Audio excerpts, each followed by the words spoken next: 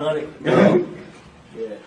had his hand on me since before the womb. I didn't know what that meant until I read the Bible. I didn't know what that meant until I read the Bible. He had his hand on me since before the womb. You think I started in the womb? He had his hand on me since before the womb. Like, oh, this is going to do this. He's going to make this happen. He's going to touch this person. He's going to touch these people. He's going to... Yo, I am God's child. I am God's child. I am God's child. Yeah! The gyms are closed. I gotta get this aggression out. Let's go. I describe myself as cold with a conscience. Can't roll with the nonsense. Don't mistake the cover of the book for its contents. I might show you kindness, swim with the piranhas. Things that we forget and to come back and remind us. Like we all have a past we wanna put behind us. Designed to be good, but evil always seems to find us. A man can only change the things he acknowledges. Plus this beat is flame, but skills over politics won't be the same. What really has me stressing out, the gyms are closed, so I can't get this aggression out. Before we get the promises, there must be offenses. The Bill Gates of hell won't prevail against us. They don't really want, but we speak it to them. They don't really want, but we teach it to them. They don't really want, but we give it to them. We got the whole package, baby. They don't really want, but we speak it to them. They don't really want, but we teach it to them. They don't really want, but we give it to them.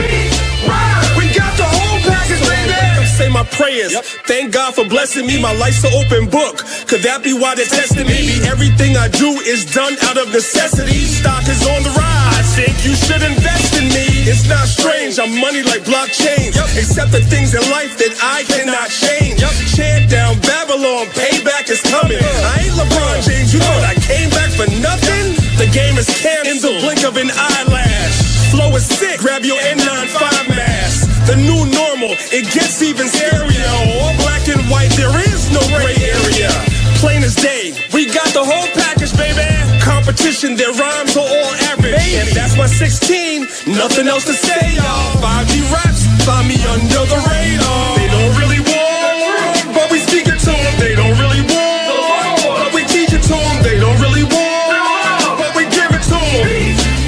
We got the whole package, baby. They don't really want, but we speak it to them. They don't really want, but we teach it to them. They don't really want, but we give it to them. We got the whole package, baby. Bounce. The gyms are closed. I gotta get this aggression out. Let's go. I'm from the city, they say never sleep. People you can never please. Words of blue checks that Twitter gives celebrities. Sometimes it's commercial, sometimes herbal remedies. Guaranteed to be 100 like centipedes. I claim my innocence, although innocence. I ain't perfect, I'm trying to cleanse my innocence. Not alone, I'm assisted by some instruments. And when I'm done, I'm on to doing bigger things. No holes barred, take no prisoners. Aim for the sky, potential is limitless. Before we get the promises, there must be a fence. The Bill Gates of hell won't prevail against us. They don't really want, but we speak it to them. They don't really want, but we teach it to them. They don't really want, but we give it to them. We got the whole package, baby. They don't really want, but we speak it to them. They don't really want, but we teach it to them. They don't really want, but we give it to them. We got the whole package, baby.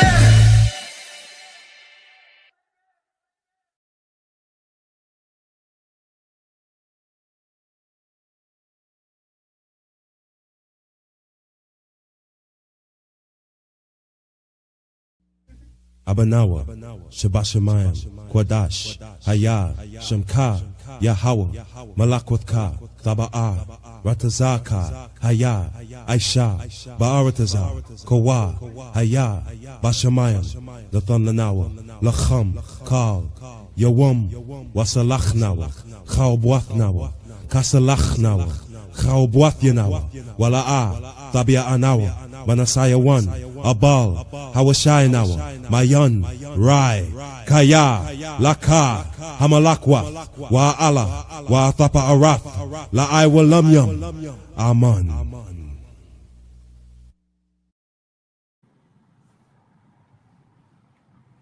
Shalom, shalom, everybody.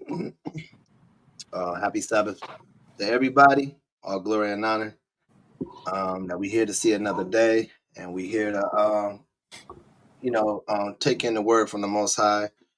And the brother Shema Shaman in the building today. Ready to go ahead and Wow. out. All I got, brother man. Go ahead. Shalom, my people. Shalom. Glad to be an honor here to teach the people on this Sabbath day, to get another edification, to wake the people up to the Most High, giving a knowledge and wisdom, understanding on us to teach the people. Because we could instill sleep and blind it. Today's class is about being lost, a generation of people, not just saying black people say you lost and you found. No, this is people that is lost. They don't know where their heritage is. They don't know where they came from. They don't know where to start. Everything with our people is just disobedience. The world taught us to go against the Most High laws, His commandments, be disobedient, love the world, never honor your mother, your parents, your father, your mother, none of those things that we are supposed to be doing, because we fell off of our rock, our foundation, because due to our forefathers falling off. So now we're living in it, and now we do have the opportunity to waken up, but our people don't want to wake up. They want to stay in the world. They love the world so much. When they hear us on down the street corners, they cover their ears, walk right past us, and saying we don't know what we're talking about. We talking crazy. We talking out of white man's book. All these things. And they say all these things, but don't want to go do the research themselves to figure out what we're talking about. We out here day to day to wake y'all up. The Most High gave us the knowledge and understanding to wake y'all up, because y'all are so lost out here today, man. It doesn't make sense. You got the young teenagers taking over little cities, causing havoc through the streets because they wasn't taught. Even if you didn't have the laws and commandments, where's your parents at to let you go off and torment the streets like that? Okay. That means your parents didn't teach you nothing, and their parents didn't teach them nothing. Because we should not be like that as a people. We should supposed to be uplifting one another and joining together to be stronger, so none of these stuff could be happening. But right now, our people is not getting taught the right way. Once they do get taught the right way, they put right back to sleep with propaganda, and they go right back to sleep, and they forget all about the truth. We're gonna start with Exodus 24 and verse 1. All right. It's the book of Exodus, chapter 24 and verse 1. And he said unto Moses, come up unto the Lord, thou and Aaron, Nadab and Abihu, and 70 of the elders of Israel, and worship ye afar off. And Moses alone shall come near, and Moses alone shall come near the Lord, but they shall not come nigh, neither shall the people go up with him. And Moses came and told the people all the words of the Lord, and all the judgments. And all the people answered with one voice, and said, all the words which the Lord has said will we do. So right here, this is where Moses coming to us with the covenant. This is where we're about to make that agreement with the Most High God to establish that we're going to follow after him. We're going to keep all the commandments you tell us we're going to do. We're going to be your people, and we're going to praise you. Go ahead. All right. And Moses wrote all the words of the Lord, and rose up early in the morning, and builded an altar under the hill, and 12 pillars, according to the 12 tribes of Israel. And he sent young men of the children of Israel, which offered burnt offerings, and sacrificed peace offerings of oxen unto the Lord. And Moses took half of the blood and put it in basins, and half of the blood he sprinkled on the altar. And he took the book of the covenant and read in the audience of the people, and they said, all that the Lord hath said will we do, and be obedient. And Moses took the blood and sprinkled it on the people, and said, behold, the blood of the covenant which the Lord hath made with you concerning all these words. So right there, this is now going into the oath that we took with the Most High. This is where we become lost. We forgot this one thing right here, what he did for us. He took us out of Egypt, out of our bondage, out of our all these things. And we came to the wilderness. Moses gave us the 10 commandments, and the Most High God said he's going to be our God. And as long as we follow after him, he's going to do all things for us. But it's one thing that our people did, and we're going to get into it. It's one thing that our people did. They kept the mindset of Egypt. They kept that mindset of Egypt and kept it in that wilderness. And they ran through the wilderness for 40 years and murmured, go against Moses, saying the Most High God brought us out here to die. And that is crazy. That is a lost thing, that you look at the Most High God and think he's going to take you out of the land of your captivity and think he's going to kill you. That is crazy. If he did all these things for you, see all the miracles he did for you. He did all these things for you, and you think he's going to just bring you out of there and just destroy you? No, he's just not. So now you have to bring out something, brother? Nope. Okay. Give me Exodus 32. Okay. We're going to show now where this even back then our people was still decaying the lostness in their mind that's here now in today's time. God, and this is the book of Exodus, chapter 32 and verse 1. And when the people saw that Moses delayed to come down out of the mount, the people gathered themselves together unto Aaron, and said unto him, make us gods, which shall go up before us. For as for this Moses, the man that brought us up out of the land of Egypt, we wot not what is become of him. That's crazy. He only took a slight minute, and he went up there on the mountain to speak with the Most High God, to get those commandments, and y'all are already like, man, let's make us a God. We need to serve something. We need to do something. That is a lost mindset, that you have to worship something.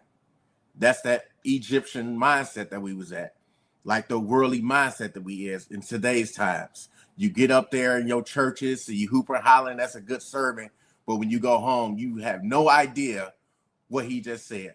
Yeah. He didn't tell you nothing. He didn't tell you to keep no commandments. He didn't tell you to keep the laws. He didn't tell you to do nothing. All he did is tell, I'm going to pray for you. It's a good sermon I'm teaching, and pass the collection plate around. Nobody in that congregation is learning nothing. Just lost people. Go ahead. God. All right. And Aaron said unto them, break off the golden earrings. And look at this. Aaron was the high priest, and he folded to the people and said, oh yeah, give me your earrings. Let's do this. That's crazy. In today's time, our people the same way, that they quick to bend and fold to their own people because they don't want to hear their people talk about them. So I'm gonna gather right with you. He being a follower right now. You supposed to be correcting them, but you up there sitting up with them. I'm about to make an idol with you. That's crazy. All right. Break off the golden earrings, which are in the ears of your wives, of your sons, and of your daughters, and bring them unto me. And all the people brake off the golden earrings which were in their ears, and brought them unto Aaron. And he received them at their hand, and fashioned it with a graving tool, after he made it a molten calf. And they said, these be thy gods, O Israel. which brought thee up out of the land of Egypt. So you can automatically say this little thing you made brought you out of the land of Egypt. That's crazy. That's why the first commandment is that what it is. Because y'all all of a sudden like, yeah, this one saved us. That idol that you just made didn't save you for nothing. That's your imagination that you made up, that this golden calf did save you out of Egypt. That idol did not walk with you. It did not come in there and put all them plagues on Egypt and you bow down to it. That's a lost thing. That's a lost mindset that even today's time are people the same way with the Christianity. They think that Christianity is going to save them. And they fill them churches up. The churches don't really help the people at all. You got the biggest church on the block, but the surrounding neighborhoods is just destroyed. And none of the pastors or leaders, whatever, take and go out to the neighborhoods and try to teach the people. That's crazy. You were supposed to be the number one leader to tell the people, to help the people, to get them some kind of help, to get them out of the state they in. But we rather sit back and let the neighborhood get destroyed, let the people get destroyed, and thinking y'all doing a good thing. Long as this money keep coming in, I ain't gonna say nothing. This is our people today. They don't have a care for one another. Only thing they got care for is that almighty dollar that's gonna get them killed. Continue. All right. And verse 5. And when Aaron saw it, he built an altar before it. And Aaron made proclamation and said, tomorrow is a feast to the Lord. That's crazy.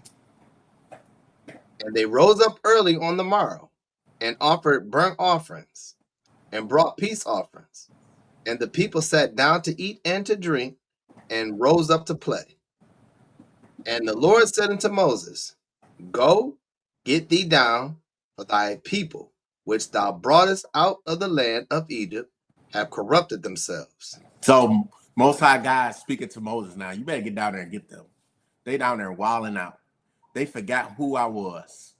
I'm the one saved them out of that torment. They down there worshiping a golden calf. The Most High God sees all that. But y'all, in your own heart, is your own imagination say y'all doing the right thing. You're not doing the right thing because you're going against the commandments. If the Most High God said don't make any graven image of the air, the water, or the ground, why would you do it? In today's time, they got their crosses in their house. They got that white Jesus image in their house. They got all these images they made and they from their imagination and say, that's my God.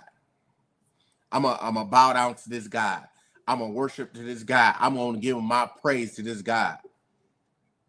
That image is not going to save you. You're talking to thin air.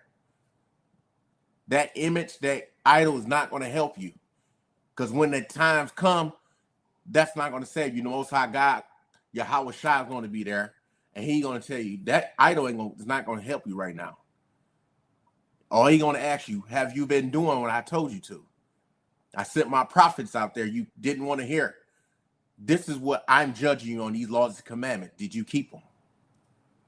And they ain't going to have a word. Hey, and Salakia, like going back to verse 5, right? You have to think about, as Aaron being the leader, his job was to be a watchman over Israel, while Moses went up there to talk to Yahweh, right?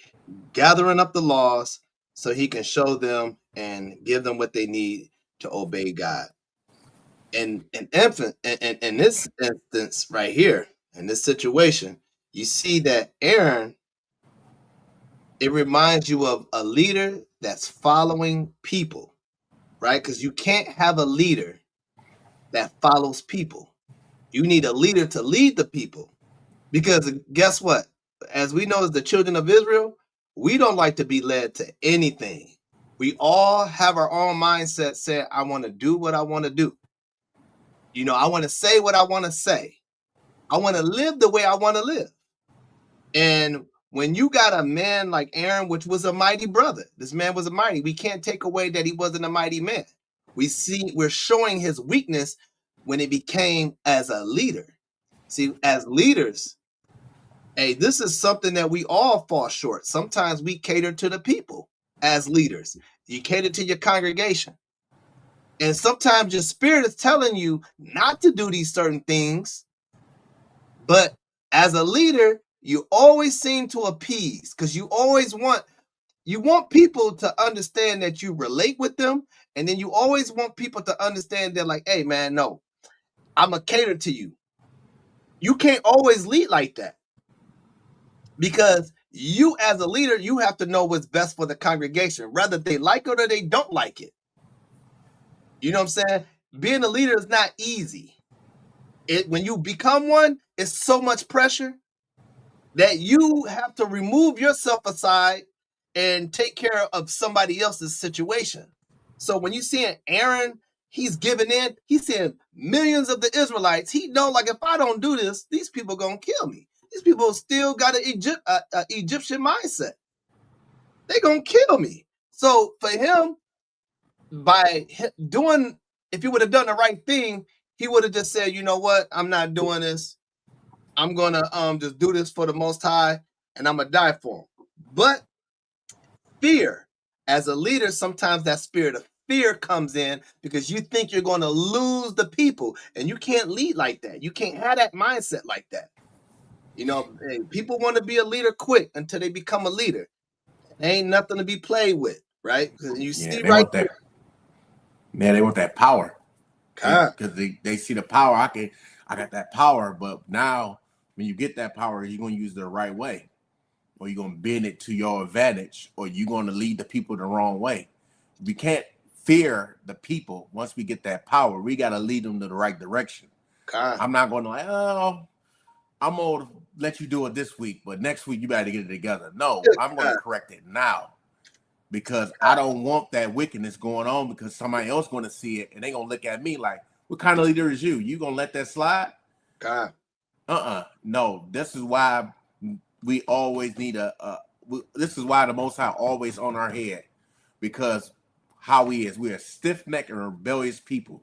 He know is giving a little bit of snippet, they're going to run. Don't take much. Yep, don't take much. And then when you see what they do, they go out and party, right? We're partying, and Aaron said, we're building a feast of the Lord. To the Lord. That's what he said. He building a feast to the Lord, and they got up and started drinking, doing their sacrifices. They got drunk. Yeah. You know that's what they was doing, drinking. When it said they rose up to play, they was partying, dancing, and all that. Yeah. And I wouldn't be surprised it was a freak show. You know what I'm saying? Because when you're not in the truth, our partying outside of the truth is a freak show. Yeah. You know what I'm saying? So, hey, ain't nothing new under the sun. Man, you don't know what they be doing in these churches nowadays, man. They probably be in there wilding out, man. God. All right. So let's go ahead. Where you at? Verse 8, right? Yeah, 8. All right. They have turned aside quickly out of the way which I commanded them. They have made them a molten calf, and have worshipped it, and have sacrificed thereunto, and said, these be thy gods, O Israel, which have brought thee up out of the land of Egypt. And the Lord said unto Moses, I have seen this people, and behold, it is a stiff-necked people. Now therefore let me alone, that my wrath may wax hot against them, and that I may consume them. And I will make of thee a great nation. The Most High is about to take us out. Yahweh was like, these people is foolish. I'm about to take them out, and I'm about to give you a new people. Because these people do not deserve the milk and honey I'm trying to give them. They deserve death. Just look at today's time. Our people out there wilding out, doing whatever they want to do, and they thinking at the end, all they do is pray to the Most High God, say, forgive me, I'm going to get there. That's not the case. Our people are so drowned in Christianity that they think they can do whatever they want and ask the Most High God for forgiveness and go back and turn around and do the same thing again. This is why our people are so lost. We're not taught the righteous way. They taught to be foolish, to keep the churches filled so the money can continue to flow. Them pastors did not go to school just for nothing. They went to them seminary schools to learn how to trick the people. Okay. Because if you go back and you look and you see Esau was the main one in the congregation when them they had them slave reverends or whatever you want to call them in there teaching the people, make sure they don't say the wrong things to wake the people up. It's the same day's time. You're gonna have Esau in there making sure under disguise or something, sitting right there, make sure they not saying the right thing. And so they pull him to the side. They're gonna tell him, if you say that again, I'm gonna take your congregation away from you. And all of a sudden, you got a scandal on this pastor because he disobeyed. You're not teaching the people the right way. We put you up here to keep the people to fall in line what we got tasks we got for them. Because we know we don't have a long time in this world. So we're going to take out as much people as we can. All right. Go ahead.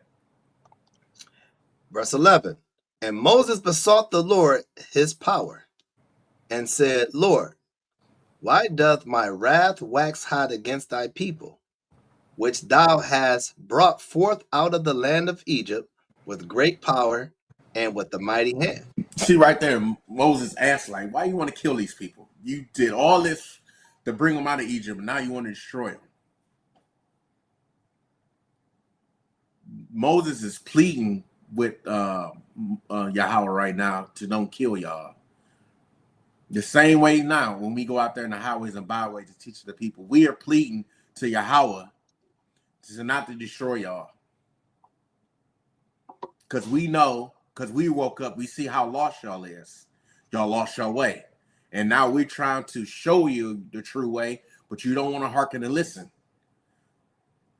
You won't say, oh yeah, forget it. You walk right past us and go to party something, or getting ready to go out to party, whatever. You don't want to hear nothing we have to say. Okay. This is why all this chaos goes on in our neighborhoods. Every Friday night in the summertime, because me and Mike, we talk about this, it's Detroit. It's killing season now. Because it got hot outside. Now you got these brothers, I ain't seen you in a long time. Where my money at? This is what it come down to. It's kind of come to a murder season. Because now everybody is summertime is out here wilding, running up on people, just killing them for nothing. Okay. Give me Numbers 14. Another account showing that our people, it just don't give a care in the world for Yahweh. But in their heart, they say they do. All right. It's the book of Numbers, chapter 14, starting at verse 1. And all the congregation lifted up their voice and cried, and the people wept that night. And all the children of Israel murmured against Moses and Aaron, and the whole congregation said unto them, would Yahweh that we had died in the land of Egypt, or would Yahweh we had died in this wilderness? So this is now you up here questioning, like, man, he brought us out here to get killed, man. Like, what is going on, man? I knew I should have followed him. Thomas, he gonna save us. He got it on this wilderness. Same day's time. I knew I should have followed you. You gonna get us killed. The same thing. You up here, the Most High God rescue you, and you sitting up here now turning your back real quick before you even got to get to the promised land or even get that good promise. You already complaining already. That's ill, because the Most High God showed all his love to get you up out of here, all your cries to get you up out of Egypt, and now you up here murmuring against Moses and Aaron, like they didn't get us in the wilderness, man. Like, what is this, man? He probably be taking us on to the promised land. He was lying to us. I knew I should have listened to him. Our people is, man. That's our people, man. When you read this scripture, you cannot tell me and say these aren't our people. you put that in your mind and you start reading it and you start laughing like, man, I know this are people. Because ain't nobody's going to sit up there and say that. Okay. Hey, and that's how you can tell it's our people, because we see it today. You know, we murmur, complain about everything. You got to think about it. When we came out of Egypt, right? Well, let's say when we first were in Egypt and we got the oppression real hard on us, what did the Israelites do? They was praying to get out of their oppression. Once they get out, they're happy. You know what I'm saying? Everything is going well. You got Miriam. They all singing songs. They all playing instruments, marching in the wilderness. But once everything starts drying out in our lives, oh, we forget what God had done for us. We dry out quick, right? We forget when God had got you a job, when you was praying for a job, when you was out, when you was down and out, you was praying hard. You didn't want to lose your apartment, your house, or whatever, your car. You know, you praying hard. As soon as the Most High give it to you, all praise to the Most High. All praises. And then once the job kicks in and you're making good money, now you like, man, forget this job. Man, I shouldn't even put an application. I was better off not working. Yep. You know, we're very ungrateful, right? You pray for it, but then you mess around and say you don't want it no more. You prayed to even be in this truth, right? To stay in the truth. Then you act like you don't want to be in the truth because you act foolish. So we murmur and complain about everything. This is how you know this is talking about us, because we are never grateful. We're grateful for a season. And then after that, when it becomes just a repetitive thing for us, and it's just our natural habits, and man, then after that, it's dismissed. We don't take care of nothing, right? You pray for a house, you know what I'm saying? Some of our people don't take care of their home, trashed up. You get the house, as soon as before you get the house, you make all these big lies that what you gonna do. I'm gonna make sure my house so clean every day. I'm gonna do this. I'm gonna make sure this is all hooked. I'm gonna hook it up. I'm gonna do that. Soon as you get the house, you do it the first season, and then after that, once you get comfortable with it, now you complain about this house. Yeah. Oh, I hate this house, man. I hate the neighborhood over here. But you knew that. Yeah. But you prayed for it. It's crazy, man. Our people, that's how our people is, man. We get a little bit of taste. Oh, yeah, I'm good to this. All of a sudden, like, man, I can't do this no more. God, we some stiff-necked, ungrateful people, and we're still like the children. This is why we got to believe in regeneration. This is us. This is us. So that was us. We laugh at these Israelites in the wilderness, and we would shake our head like, look at these people. But guess what? It was a lot of us in there like that. Yeah, it was us. Up there murmuring, out there wilding out, lost our minds. You gotta think like how we used to be in the world. So you got the worldly the worldly Israelites that come on from an Egyptian mindset compared to the Americanized westernized mindset that we live in today. It's the same thing. We come out of we're wicked, and even when we in this truth, we're still wicked. And we like to tuck our wickedness and try to let our light shine over our wickedness when we come around amongst the people. But guess what? You like that because you lost your heritage. So you got to understand you're fighting to get it back in the spirit. Yep. All right. Where we at? 3? Yep. All right. And wherefore have the Lord brought us into this land to fall by the sword, that our wives and our children should be a prey. Were it not better for us to return into Egypt? Where's your faith at? Right there, you up here saying like he brought us into this land to make our kids and stuff get killed. Same way today. My baby. You know how your baby was. Okay. You can't sit up here and say, "Oh, he know how he was." Yes, you did. Because that's when you pray up to the Most High God. Oh, he was good. No. Now you want to be worshiping, trying to call to the Most High God. Now he putting them curses coming down you even hard because we didn't want to disobey. We don't want to follow. He gave us these ordinances to be a holy people, be set apart. We supposed to be showing the world how they be living, but we showing the world that how to be lunatics. Because they plaster our craziness all over the world, and when the people come from other countries, they see us. That's the picture they pick, image they picked of us. That we're out here we lawless. We kill each other. We rob each other. We do all these things. This is what America do. They paint a picture of that we're the bad people, and the whole time they the ones that bad.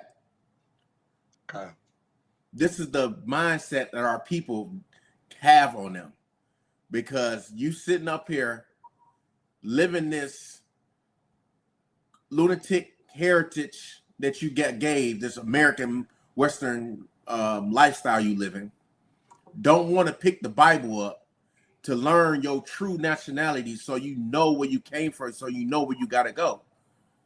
Because right now our people don't know where to go. They searching and looking for religions to pick up, to follow after. I can relate to this. You ain't gonna relate to that, because that's not your religion. That's not your belief system. That's not your structure you're supposed to be following. That's somebody else's structure they built up. Because that stuff do not line up with you at all.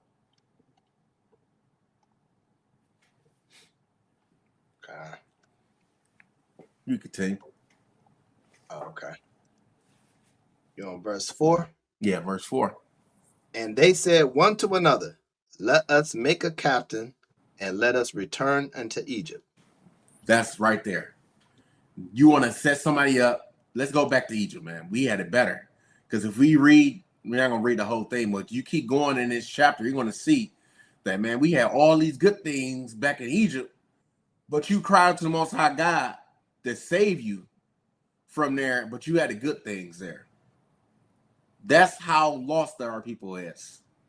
You came out of your bondage and you want to go back. The day's time the same way. Our people, like our people say, I used to be Israelite. Ain't no such thing used to be like you is or you not. Because you looked at the laws and say, I can't do them, or you looking at the people saying how foolish we look, and you couldn't take it and you fell out the truth because your spirit wasn't found when you didn't build your foundation. Your spirit, like, nope, I got to get up out of this. It's nothing new down under the sun. All these things that we did back then, we doing now. Because if you had the right mindset and you read daily, like Joshua and David said, I meditate 90 days on his word. You shouldn't be nothing shake you off your foundation to go back to Egypt, or even go back to the world with that mindset. This is what's wrong with our people. They quick to pick something up and, yep, I'm tired of this. I'm done. Boop, boop. I'm going back to the world. Where the clubs at? Where the bars at? Oh, where the next shoe drop? Where the next purse? All these things. Next time you see, like, man, I thought you was in truth. Oh man, I couldn't do it no more. I had to get out of there. I just couldn't do it. What you mean you can't do it? It's something that your flesh is still gravitating to, and you want to go back to the world. Okay. Because if you're 10 toes down in this, you're not going back. Because you know in your mindset, the Most High God rescued me out of this captivity of this mindset. And now I know what I got to do. And I know where I'm going. If I keep it up, I'm going to get, Lord willing, if it be His will, I'm going to make it to the kingdom. I'm going to have that everlasting life. But some of our people don't see that. They want their life now. They just like the Matrix. They took that red and blue pill. They picked one. Just like the guy in there. He knew everything was fake, but he still wanted to go back to the world. Mm-hmm. That's the mindset of our people. I know this is not real, but it feels good to me. I need to go back to it. Y'all give me Judges 2. All right.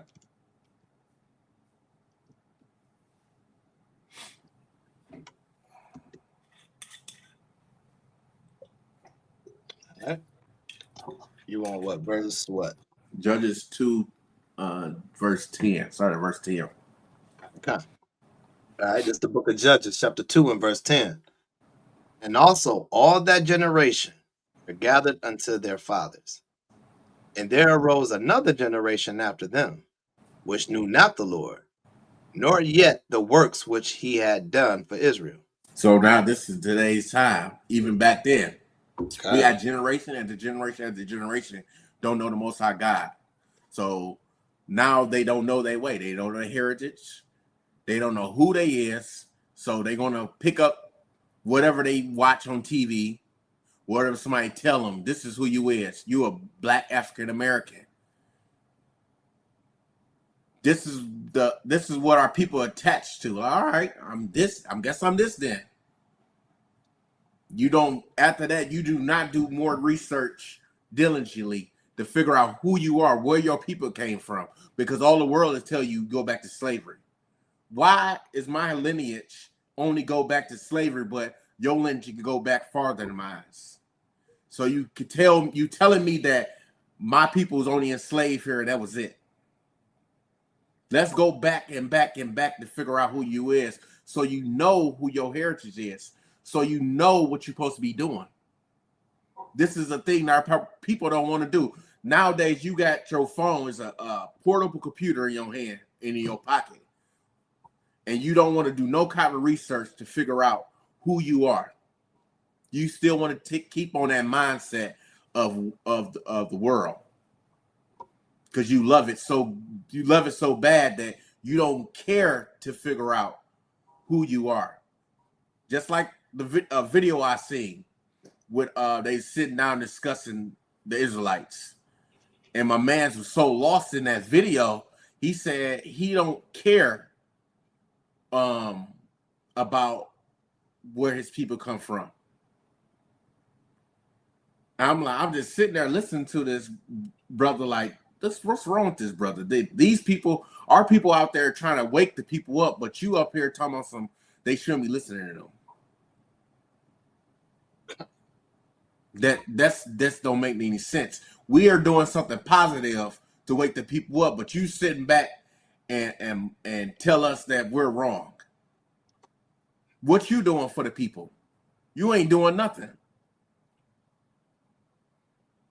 This is the thing with this is why I sometimes dislike people like that.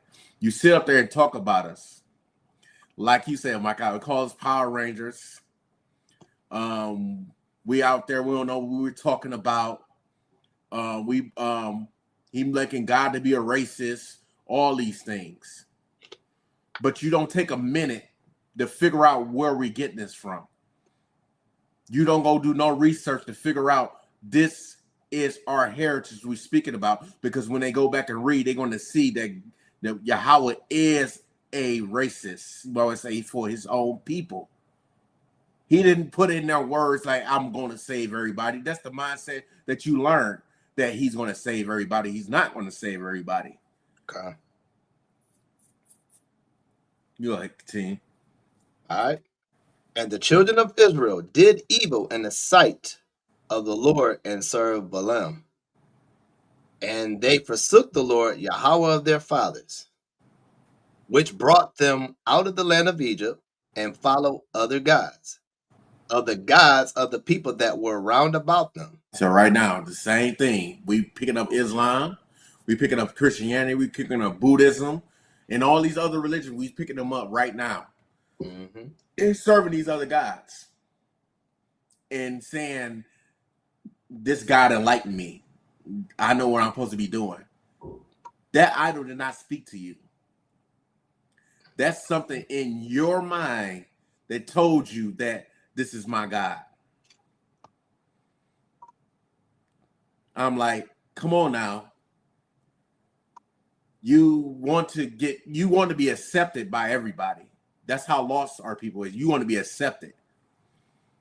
Because you looking around about, even when you even go back and read that we wanted a king, because all the other nations had a king. But you have a king. God.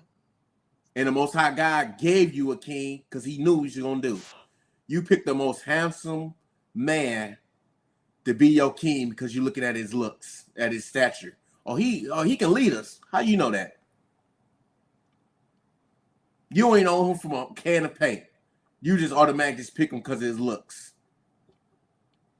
This is wrong with our people. We'll look at the outside instead of looking at the inside to see what's really truly going on. We don't prove nothing. This is why he said, prove all things. We don't do that. We quick to judge right then and there, like, oh, this is good for me. How do you know that? Like, come on, people. Do more discernment.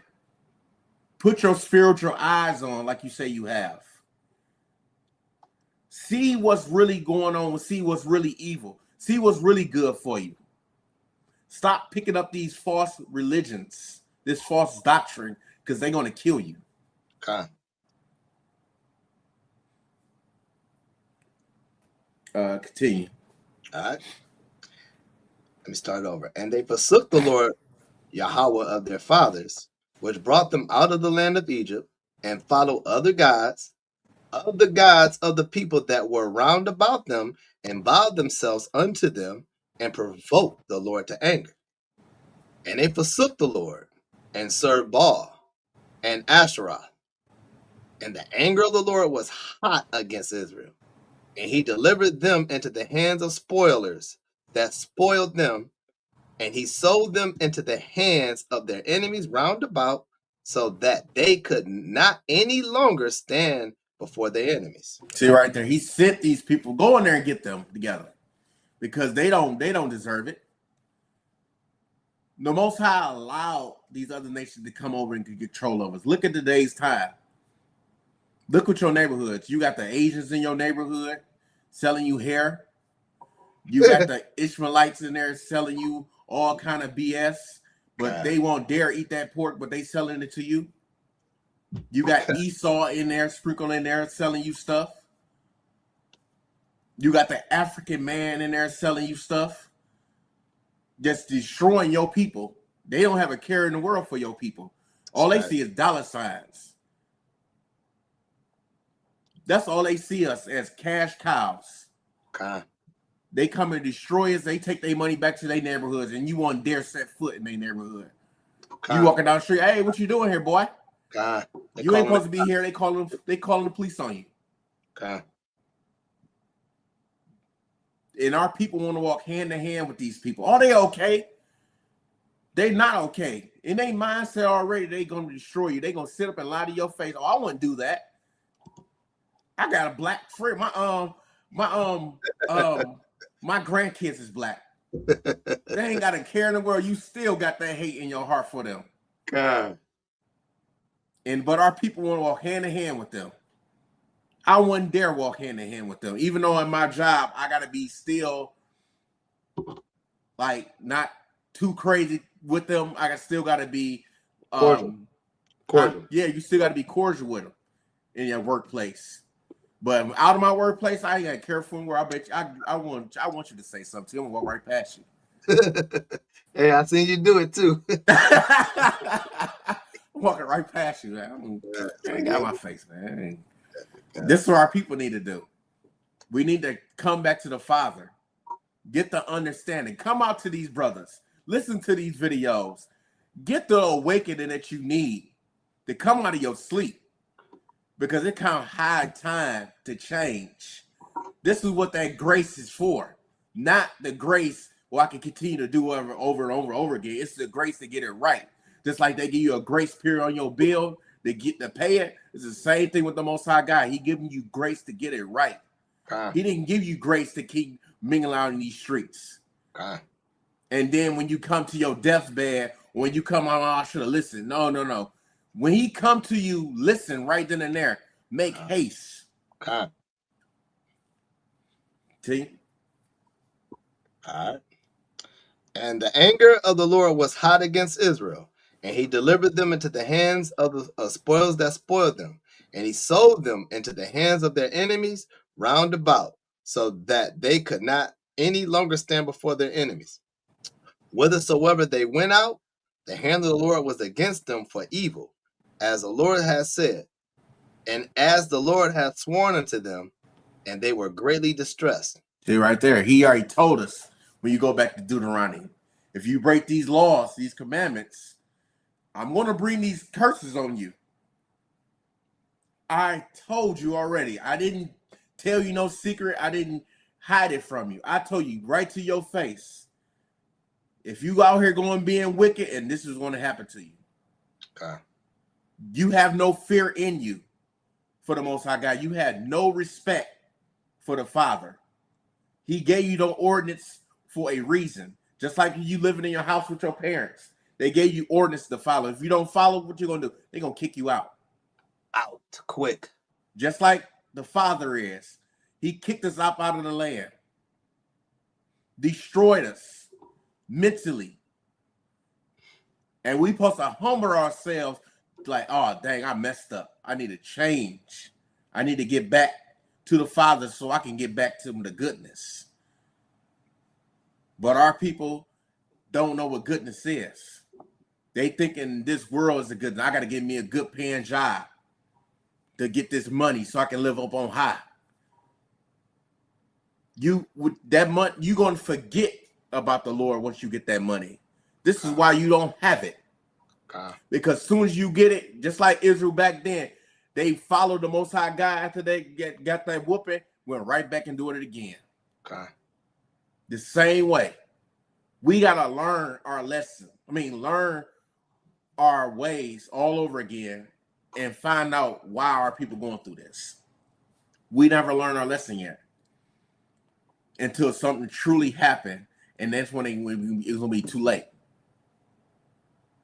This is what's wrong with Israel today. Give me Isaiah 1. Can I bring out something real quick? Yo, go ahead, bro.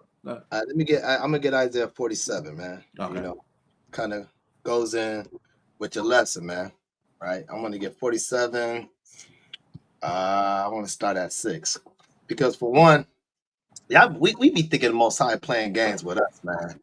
Like, we forget that this man was about to wipe us out. And if Moses never stepped in, we wouldn't even be here. Right? Yep. You gotta believe the Most High is tired of Israel. He loves us, but he is tired of us. Yep. You can love somebody and get tired of them too quick. You continue to be ruin your welcome over people's homes or whatever, people will get tired of you.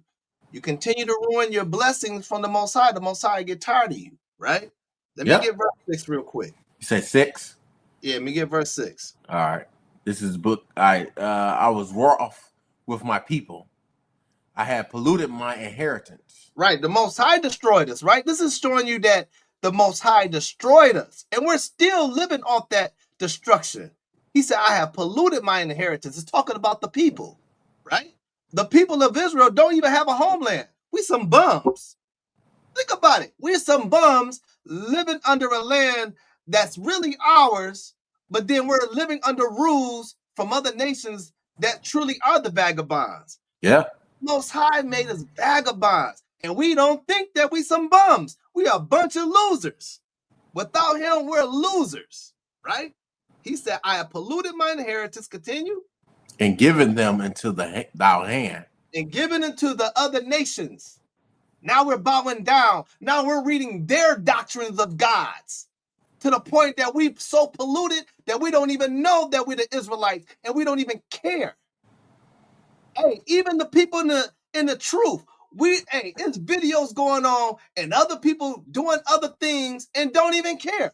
I don't care if it's a class on Monday. I don't care if it's a class on Tuesday. I don't care if it's a class on Wednesday, Thursday, Friday, Saturday, so on and so on. I don't care as long as I'm in the truth.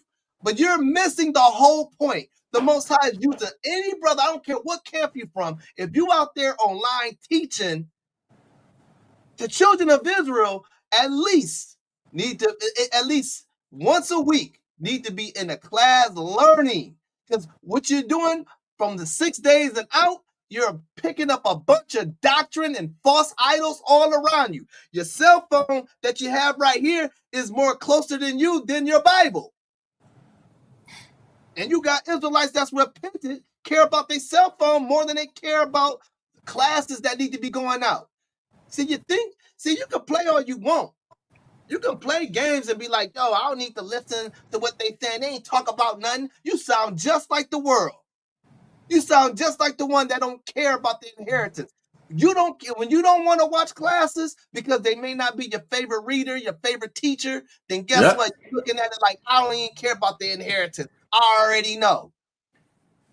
You're foolish. Continue, bro. And giving them into thou hand, thou didst show them no mercy. Upon the ancient hast thou very heavy laid thou yoke. Keep going. And thou saidest, I shall be a lady forever. Oh man, I want you to read that slow again. Read that and slow again. And thou saidest, I shall be a lady forever. I want y'all to understand what that means, right? We know what a lady is, but you know the Most High calling us hoes. You guys are gonna be hoes forever, because what it means, a whore. Because what we do, we go whore them over other gods. He calling us hoes.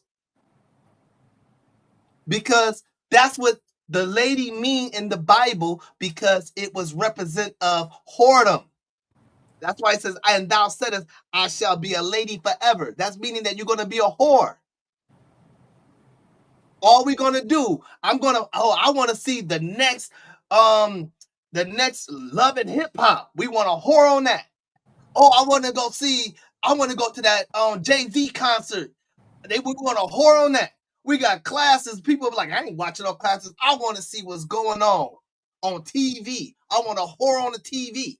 Yep. I don't even want to watch no classes. You know what? I better yet come over here on the Sabbath. Let's play spades and bring the liquor and everything. You know what I'm saying? And some of y'all, if y'all want to bring y'all vapes, bring the vapes. We talk about Israelites and the truth talking like this. Hey, I'm gonna do my thing tomorrow. I just got paid, man. Hey, I'm chilling, right? You want to be a whore forever, right? Go ahead. So that thou didst not lay these things to thy heart, neither didst remember the latter end of it. You don't even remember. You don't even care. I got my understanding. Shoot. Like you act like you can't get no more understanding. You should want to level up when you're getting this truth. You shouldn't want to be like, oh, I know that, and I'm cool. You should always trying to find way to gain more wisdom, because there's so much wisdom that the Most High is trying to give us. We don't even want it. We want wisdom from the world. We want to be entertained. We don't care about our inheritance. We be lying to ourselves. Talk about, hey man, no, I love the Lord, man. I do the Sabbaths, I do my feast days. But then when you put the Leviticus 19 on, when you supposed to forgive your neighbor, or you gotta have, or not to have grudges against your neighbor, you forget about that. That's losing your inheritance, because your inheritance is based on loving your neighbor. Right? Continue. I am, and none else beside me. Salakia, where you at? Verse 8. Yeah, verse 8. Start over to the top. Oh, let me stop. Therefore, hear now this, thou that art given to pleasures. You're given to pleasures. Everything they offer you, whether it's your money, your TV, your car, your phones, your TV shows, that's given to you for pleasure, right? That is dwelleth carelessly, that saith in thy heart. You dwell carelessly because you don't know how to balance it, right? All you do is run to it. You always want to spark. You always want to itch your scratch, whatever you dealing with. I want to be entertained. See, this ain't entertainment to our people. Because if it was entertainment to our people, guess what? All classes that's done on Friday will be flooded. It will be flooded. This ain't entertainment. This is like, oh, I already know. Oh, sure. Who teaching? Oh, them niggas. I ain't watching that. Yep. I ain't watching that, man. I'm about to go play the game. I'm about to go watch the game. Yeah, to watch the game. Hey, go ahead. We about to see the Spurs and Knicks go. Go ahead. Go Spurs. Go Knicks. Whatever. You know, our people don't care about no truth. We want to care about who's going to be the champion. That don't mean nothing. And you ain't getting paid for it. You're getting paid. This is what you do. When you're learning God's law, statutes, and commandments, you're gaining more than money. You're gaining knowledge and wisdom that no one can take away from you but yourself. Go ahead. I am, and none else beside me. That's what they say. I am a God. I don't need to hear that because I already know. I am God. Ain't nobody else beside me. Go ahead. I shall not sit as a widow, neither shall I know the loss of children. Go ahead. But these two things shall come to thee in a moment, in one day. The loss of children. That's like what you were saying earlier. These YNs, they lost, they're destroyed. Their parents is not taught them and set them down. The parents ain't allowing them to hang out at night. And I'm not saying that all parents are doing that, because we were once teenagers. We found a way to sneak out and do ruthless things. But I'm talking about the parents that just sit around and say, hey man, he gonna learn in some kind of way. So hey, let him be a kid. He's just a teenager. He ain't hurt nobody. That's what we used to do, right? Stupid stuff like that. Instead of correct. Instead of giving them tough love, we want to give them hug love. It's okay, baby. This big tight jeans wearing mug, wearing them skinny jeans with them big old shoes, about to go out there and wear a shiesty and go ahead and rob somebody, and you giving this little bad nigga a hug. Yep. Crazy. Go ahead. And widowhood. Right. And that's why the fathers ain't there, because they were being them little YNs before. Now they locked up. Go ahead. They shall come upon thee in their perfection, for the multitude of thou sorcerers, and for the great abundance of thou enchantments. You know what the sorceries is and the enchantments is for these young people? It's the rap music. These people are hypnotized to the music, so they start acting as the music. They hear it, they play it in their minds, and they start acting the music out. They got their own video. Shoot, you make a rap video now, and these kids looking at it, man, they mesmerized. So guess what they're gonna do? They're gonna perform it in real life, because the videos the rappers pushing out, they not pushing out hugging and loving your brother. They not helping a grandmother out, or teaching the laws of God to the people. Man, no, you see them, they throwing that money out. They showing they TikToks and Instagrams with weed and full of ones, and show a little couple 20s up top, but a fat wad of ones, and acting like they killing it in the street. They show their guns. Why? Because they learn it, all the sorceries and the enchantments through the music. They built on witchcraft. And some of you old niggas the same way. You should be the one telling them not to do it, but you with them in the picture. Reminiscent of what you used to run the streets, but you teaching them how to stay in the streets. I used to be like that.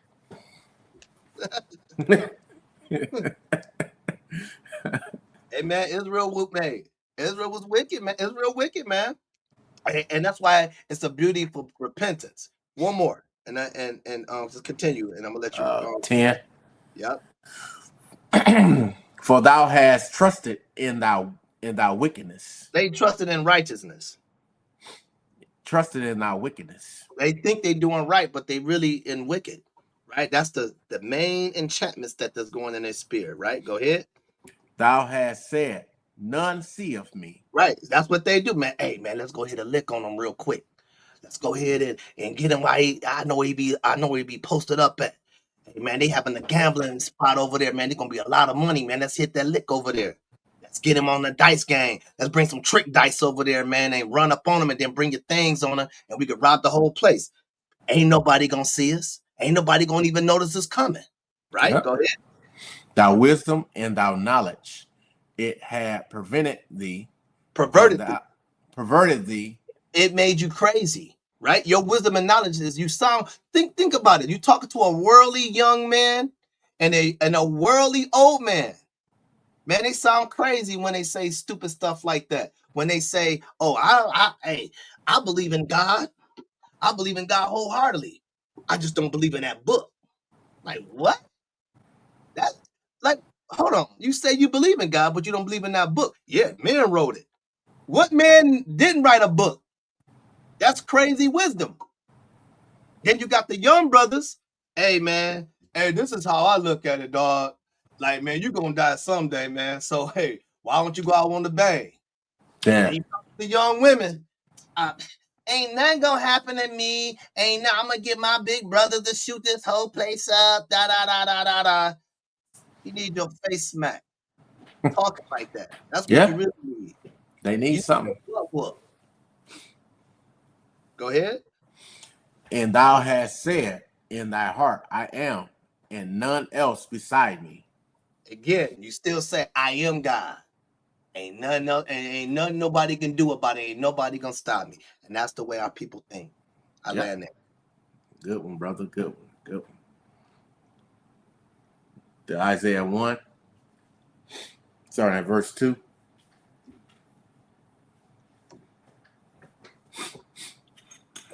All right, this is the book of Isaiah, chapter 1 and verse 2. Hear, O heavens, and give ear, O earth, for the Lord hath spoken. I have nourished and brought up children, and they have rebelled against me.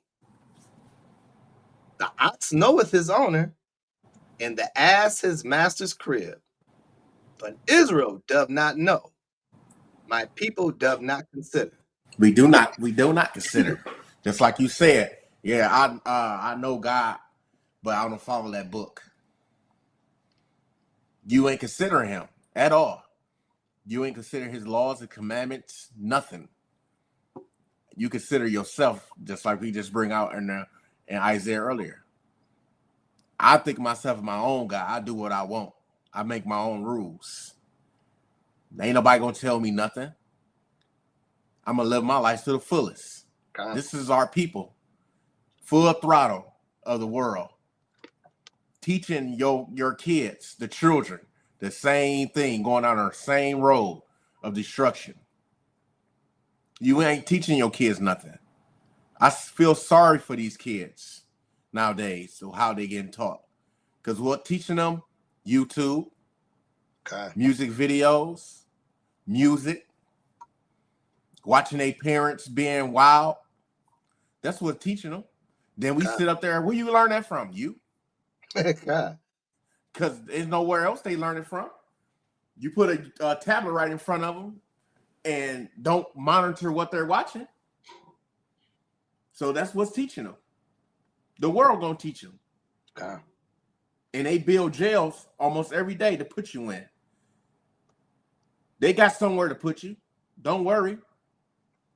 You could break all the land of the laws. They got somewhere to put you. This is why our people lost their inheritance. This is why our people is lost. You don't want correction. You thinking somebody is being hard on you when they correcting you. How you gonna correct me, man? No, I'm telling you. I'm giving you my love to tell you going off. You keep going down this path, something's gonna happen. Somebody's gonna be waiting for you. It's not gonna be good. Continue. The ox knoweth his owner, and the ass his master's crib. But Israel doth not know. My people doth not consider. All sinful nation, a people laden with iniquity, a seed of evildoers, children that are corrupters. They have forsaken the Lord. They have provoked the Holy One of Israel into anger. They are gone back. They are gone away backward. Because our people, you see today's time, we are a seed of evildoers. All right. Only thing is our mind. How I'm gonna get over it. How I'm gonna do this. How I'm gonna do that. How I'm gonna lay with this woman. How I'm gonna lay with this man. How I can sell these drugs. This is what going on with our people. They wake up every day and have that on their mind. How I'm gonna be even more wickeder. There's no change in them. They go to their church on Sunday, go in and come back out the same. No change in them. This is why you say you're going way backwards, because that's all you do. You're going backwards. You're not going forward. You continue to go backwards. You're not learning. You're not learning from your mistakes. You learning how to be wickeder and wickeder and wickeder and wickeder. Nothing, there's no change in you. Only thing can change you is yourself. Realize what you're doing wrong and come out of that, because you done lost yourself following after this world. If you ain't got the Most High God, the true Most High God, Yahweh in your life, you is lost. You have no inheritance. You don't know who you is. You is a nobody in the world. You're gonna be a Jane Doe and a John Doe. You is unknown. You a created character. That's what you is. They program you do what they want you to do. See? All right. Why should you be stricken anymore? You will revolt more and more. The whole head is sick and the whole heart faint. So he's telling your whole head is sick. You continue to do this vile things to me. Day in, day out, you continue to do this. You is sick. You need to get yourself checked out. Because if your whole head is sick, how can you make good decisions? And if only decisions you're going to make is bad decisions. That's right. Because you ain't built no good foundation on nothing. You built your foundation on worldly. The world showed me how to live my life, and this is how I'm going to live my life. If somebody come to correct me, tell them I shouldn't be doing this, I'm going to cuss them out. I'm going to get mad at them.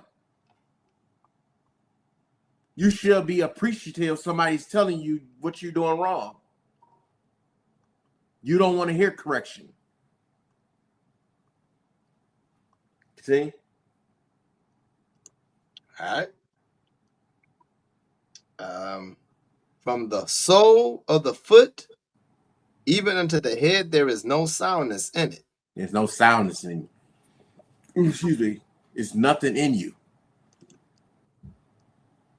Nothing. You thinking you doing the works. You ain't doing nothing. It's nothing in you. You ain't putting no brick in. You ain't doing nothing. But making a fool and a mockery of yourself. Because I was going to bring out Lamentations that the other nation sit back and hiss at us and like, look at they're supposed to be a holy people. That's what you're doing. Continue. But wounds and bruises and putrefying sores, and they have not been closed, neither bound up, neither mollified with ointment. So he just breaking down that our people is wounded. They got so many wounds, they can't heal from them. The wounds keep getting open and open every time. Boom, boom, boom. You're not healing. You're holding in things.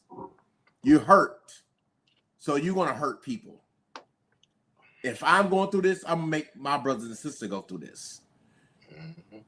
This should be a reality check that the Most High God is bringing this out to us, because this was happening back then and it's still happening now. We got old wounds that are open, and they're not getting healed. They're getting worse and worse by the minute, because nobody's there to heal them for us. We're not searching for healing. We're searching to get high, get drunk, and pass on the next person is much evil. You're not getting healed. You're killing yourself daily. But we'll say, I'm good. God knows me. God knows my heart. Yeah, he know your heart, right? Got anything to say on that? No, I can tell you. Give me Hosea 4. Start at verse 1.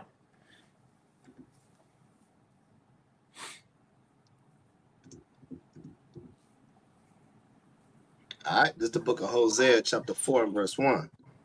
Hear the word of the Lord, ye children of Israel. For the Lord hath a controversy with the inhabitants of the land, because there is no truth, nor mercy, nor knowledge of Yahweh in the land. But you say you do. But the Most High God say you don't. Because he can see. He knows all. He sees all. He see how our people is not coming together. They breaking each other down. They have no care for the world for each other. But they lie to your face and say, I do. Mm-hmm. That's our people for us. That. Verse 2, by swearing and lying and killing and stealing and committing adultery, they break out and blood toucheth blood. See right there. That's what we do. We swear with one another, cussing each other out. You ain't gonna do nothing, nigga. All types of stuff. You ain't gonna do nothing, B. All types of stuff. This is what we doing. They lying to each other. You killing. You basically, that's right there. You killing if you lying to your own brother and sister. You killing each other. You plotting. I'm gonna take them out. You're stealing from one another. You quick to steal from your brother and your sister, and probably they don't even have the means to even have that, but you want to steal it from them. Instead of opening your mouth, hey brother, hey sister, I'm on hard times. Can you help me out? We don't want to do that. We just want to take it from you and kill you, and don't worry about the consequences later. To up in front of that court, getting judged by 12, committing adultery. This goes twofold. You can follow other religions and you laying down with a married man laying down with a married woman. Excuse me, or vice versa. This is the thing that our people do. They see sport in doing that. Looking at another married man's wife. I'm gonna get her. I know he ain't treating her right. I know I can get her. Okay. What's wrong with your mind? You want to lay down with another man's wife. That's supposed to be your brother. But you want to lay with her. Even when Bobby Womack made that song, I wish you didn't trust me so much. He already in his mind, are you watching your wife already? He got plotting in his mind, like, yeah, I can't wait till he leave. I'm gonna get his wife. She cold. I'm gonna get her. This is wrong with our people. The same way with a woman. Oh, I know she ain't treat him right. I'm gonna get him. She tell me that's what the thing is. You go back, you tell your friends all your business, and now they want your man or now they want your woman. This we can go back to Isaiah. The whole head is sick because this is what's going on. You break out in blood, you're fighting one another for no apparent reason. And we sit up here why all these things are happening, because this is instilled in us. This is what we know. That's the only thing we know. We don't know God, truly. Because if we did, we wouldn't be out here lost. We'll know who he is and we'd be out here respecting each other. Because right now, we don't respect at all. You mean monkey be coming down the street, want to fight with me for no reason. You step on my shoes, you getting mad. All this stuff our people be doing. Ting? All right. Therefore shall the land mourn, and every one that dwelleth therein shall languish, with the beasts of the field, and with the fowls of heaven. Yea, the fishes of the sea also shall be taken away. So again, he is explaining again what's going to be happening to us. But we still don't want to hearken and listen to what's going on. He told us we're going to be mourning in the land. We're going to be languish. We're going to be laying out in the beasts in the field. We're going to be doing all these things, and we're going to still not going to be wondering why all this stuff is going on with us. Israel need to wake up and smell the coffee and see what's really going on around you. Why all this stuff only happening to my people mainly? My people get shot dead in the street daily. Nobody say nothing about that. Kids getting kidnapped daily. Nobody say nothing about that. Women getting snatched off the street. Nobody says nothing about that. This is what Israel needs to put in their mind to reprogram themselves. Like, why's all this stuff is going on with my people? But they don't want to do that. They get back and roll their blunt and get high. And I don't care. They ain't me. Oh, he deserved that. This is sickness. Continue. Hey, real quick, No. going back to verse 3, right? Go read that again. Let's read that. Yeah. I'm gonna add something. Therefore, well, you want to read it or you? No, you go ahead, read it. Go ahead. Therefore shall the land mourn. Why shall the land mourn? Because Israel's not ruling. So, like you said, we lost our inheritance. So, since we lost our inheritance, we lost our rulership. So, again, we're slaves and bums on the earth, right? Go ahead. And everyone that dwelleth therein shall languish. Everyone, not just, I'm going to tell you, not just the Israelites, the whole world languishes, right?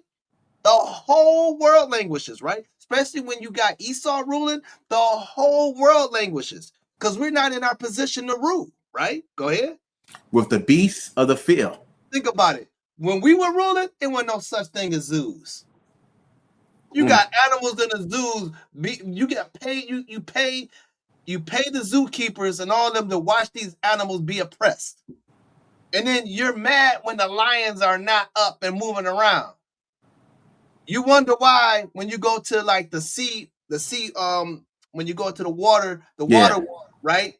And if you ever seen the aquarium, if you ever seen the fin when like a dolphin or a killer whale fin stands up, when it's out of its inhabited, the fin goes down. Why? It's because it's oppressed. That's why the fin is down, because it's oppressed. It's not swimming in the full body of water. They got them in a big old small tank. Right? So all the beasts in the field is done. Go ahead. What else? In the fowls of the heavens. Right? This is why we got what they call the bird flu, because they sickening these birds, poisoning the birds, and then they sending it to the people to eat. Now you got bird flu. Now the birds catching flus. It would have never been like that if we were in rulership. So since the birds catching flus, now it's passing down to human. Now the humans catching the bird flu, right? Go ahead. And the fishes of the sea also shall be taken away. Right. That's why all the waters, the rivers didn't look all murky and destroyed like that. Right? Now you look at, man, you can't find a good fish in the river now, man. It's all polluted. You know what I'm saying? No matter what, we may eat some of the fish in the river, but hey, be real with you, the fish is contaminated. Because what the Bible says, we're going to eat the defiled foods. Why? Because the land shall mourn. Because we lost our inheritance. I land there. That's all I wanted to put. Good one. You want verse 5? Yeah, go to verse 4. Also, Salakia, verse 4. Verse 4. Yet let no man strive, nor reprove another. For the Most High telling us right then and there, don't let no man strive, nor reprove another. We don't want to hear it. We don't want to hear the correction. We're thinking we're right. Man, you can't tell me nothing. I know what I'm doing right, man. Don't tell me that. Get away from me. Continue. All right. Therefore, Salakia, yet no man strive, nor reprove another, for thy people are as they that strive with the priests. Now you fighting with your priest, you're the one that set the laws for you. You telling him you can't tell me nothing. That's on the day's time. You can't judge me. God. Same thing. This is why our people lost. Nobody can tell you nothing. You so prideful that nobody can tell you nothing when you falling off or you off. I know more than you. How you gonna tell me? I'm a grown man. You a little boy. This going back to also the Job. The same thing. Everybody's giving him advice, the wrong advice, until the young man came and gave him the good advice. Same thing. That we don't want to hear nothing. I don't care. It can be good advice. I still don't want to hear it. God. That's our people. You just see it. I mean, man, you should do this and do that. I hear you, but I ain't doing that. Verse 5. Therefore shalt thou fall in the day, And the prophet also shall fall with thee in the night. So even your people in power, your pastors, your bishops, all of them gonna fall too because they not telling you to do the right thing. That's right. Because they see you doing it crazy. They sitting back. I ain't gonna say nothing. You in the wrong as well. You want to let your people continue to be lost instead of telling them the true thing. You should be doing that. You should be doing that, but you scared that they gonna put hands on you or they gonna cuss you out. This is going right back to Aaron again. The same thing, that you too scared of the people that you don't want to correct them. That mindset, we gotta get that kind of mindset off. We gotta correct our brothers and sisters. We want to see them make it. We don't want to see you fall. So I'm going to correct you. That's love. You should be honored that I'm trying to correct you. You should like this brother, this sister trying to put me on a straight path. Keep me in line. I appreciate that. Team? All right. And the prophet also shall fall with thee in the night, and I will destroy thy mother. My people are destroyed for a lack of knowledge. Read that again. My people are destroyed for a lack of knowledge. Because we is destroyed for lack of knowledge. We don't want to accept who we are. We want to run around here and accept that we are black man, African man, Hispanic man, all these things, instead of getting to understanding who you are, doing your own research, finding where your people come from. You continue to take in this dumb knowledge and thinking you high. You don't know nothing. Unless you know the Most High God, you don't know nothing. See? All right. Because thou hast rejected knowledge, I will also reject thee, that thou shalt be no priest to me. Seeing thou hast forgotten the law of thy power, I will also forget thy children. He told us right there. He told you, once you forgot me, I forgot you. When you go back to Hosea 1, he said, you're not my people anymore. He's straight telling you, if you don't want to follow after me, I'm going to throw you to the wolves. I'm going to let you sit there to get the realization that you are a special people. You need to come up out of this world. I'm trying to raise you the right way so you can raise these nations around about you. But you don't want to do that. You want the nations around about you to teach you. That's sick. You rather let the other nations teach you instead of your own people teach you. You would take correction from another nation than your own people. That's truly lost. Your inheritance is gone. Because like you said, when you go back to Leviticus 19, that's what we lost. We don't know that. We hate our brothers and sisters in our heart. We don't want to correct our brothers and sisters. We want to destroy our brothers and sisters. I don't want to see you make it. If I'm not making, I don't want to see you make it. See? All right. Verse 7. As they were increased, so they sinned against me. Therefore will I change their glory into shame. So right there, he changed our glory into shame. Because we was following after him at one moment, doing our thing. Now our glory is into shame. Now all the things that we think and we're doing, that the Most High knows me and all this and that, he turns it to shame. Because you can see how our neighborhoods, see how our people out there riling out, the women out there being harlots. That's shame. You think it's a good thing. You showing other children this and think it's a good thing. You can go out there and be a harlot and you can make it. That's not glory. You shouldn't be glorifying that. That's shame. Teaching the young women to be like that. Teaching the young men you could be a YN. And no world that you see none of them rappers doing what they said in them songs. They say it because it's making them money. And you gonna follow after it, and you gonna be in the streets dead.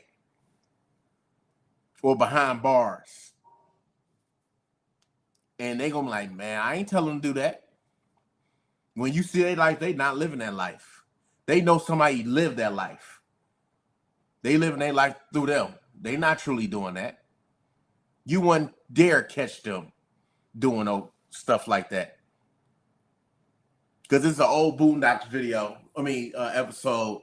My man was so-called Gangstalicious, and they was shooting at him. He was like this.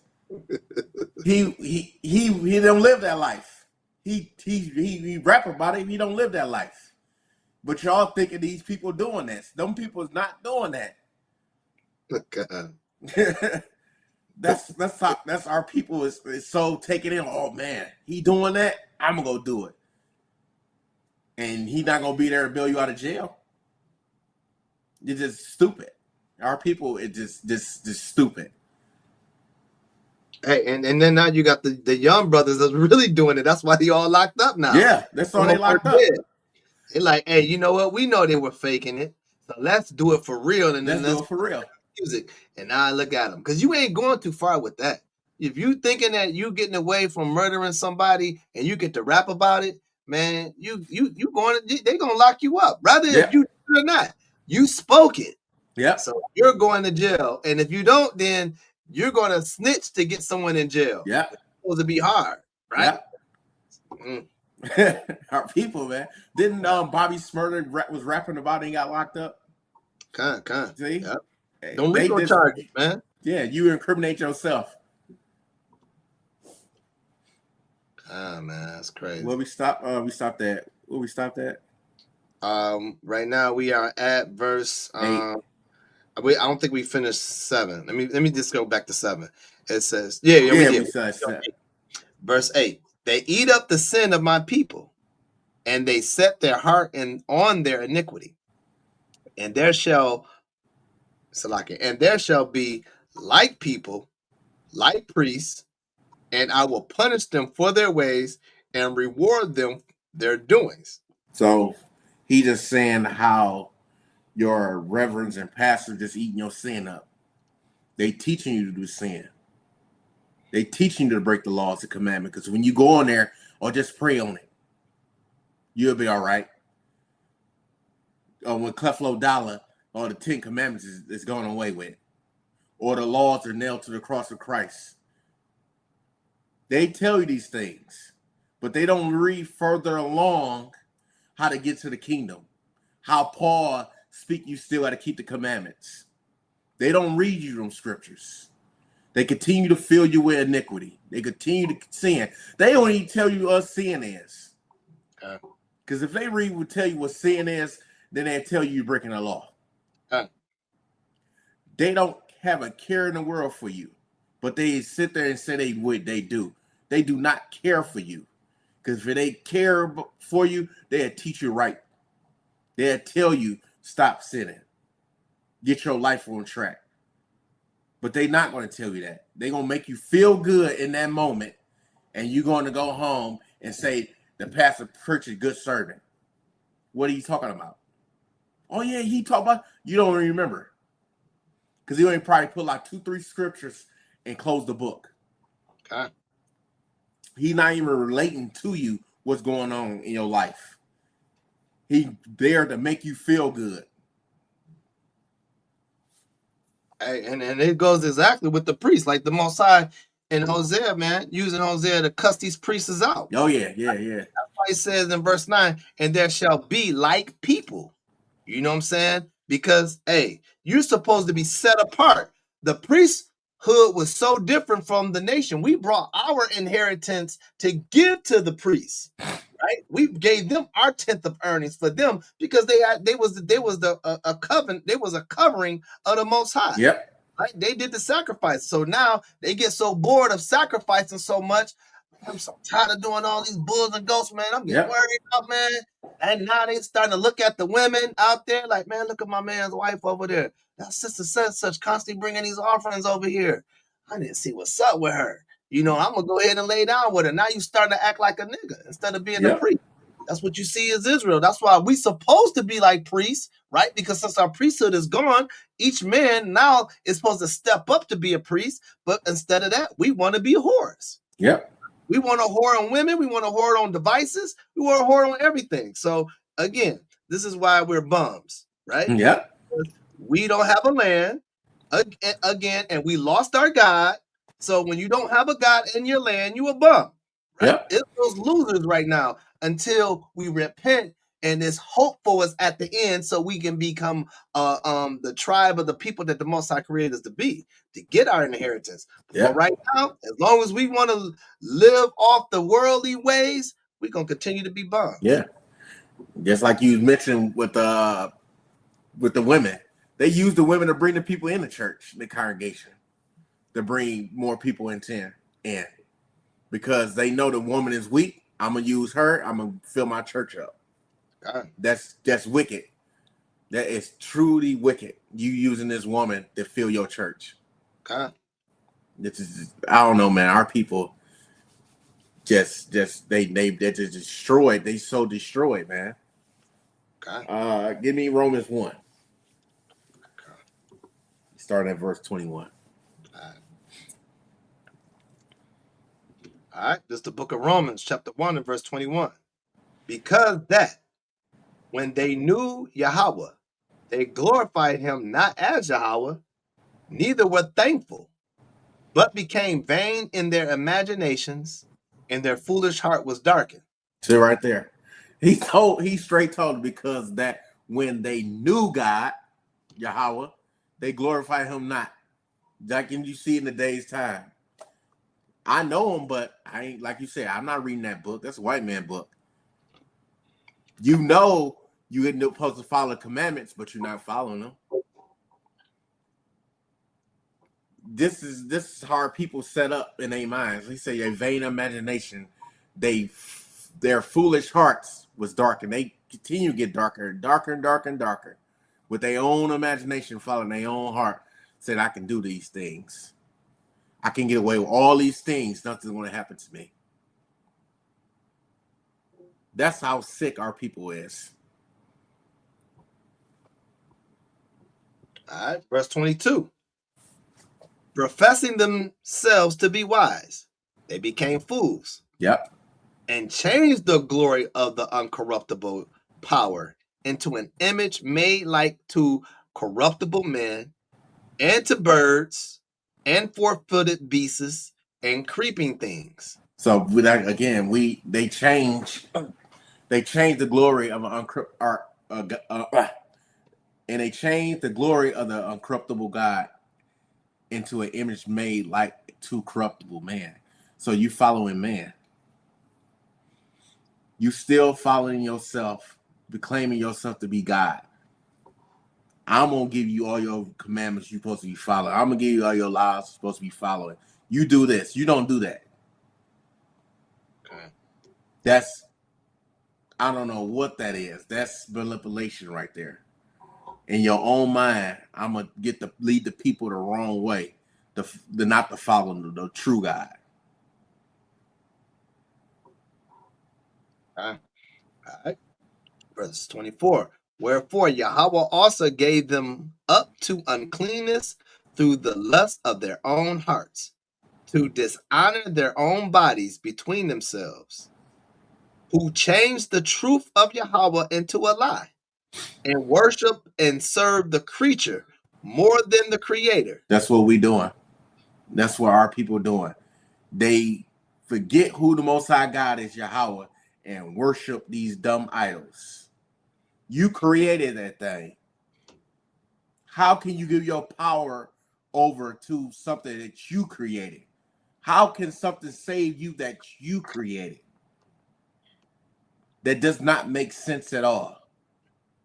You're going to give yourself something to worship instead of worship the true God, the true power. You want to sit up here and worship something that you made up. You thinking this object going to save you. That object is not going to save you. This is how we so lost. We lost our inheritance. We lost our land because of these things. Over and over and over again, we continue to repeat that cycle. It's no change. Nobody telling us the right ways. Nobody there telling us we need to change.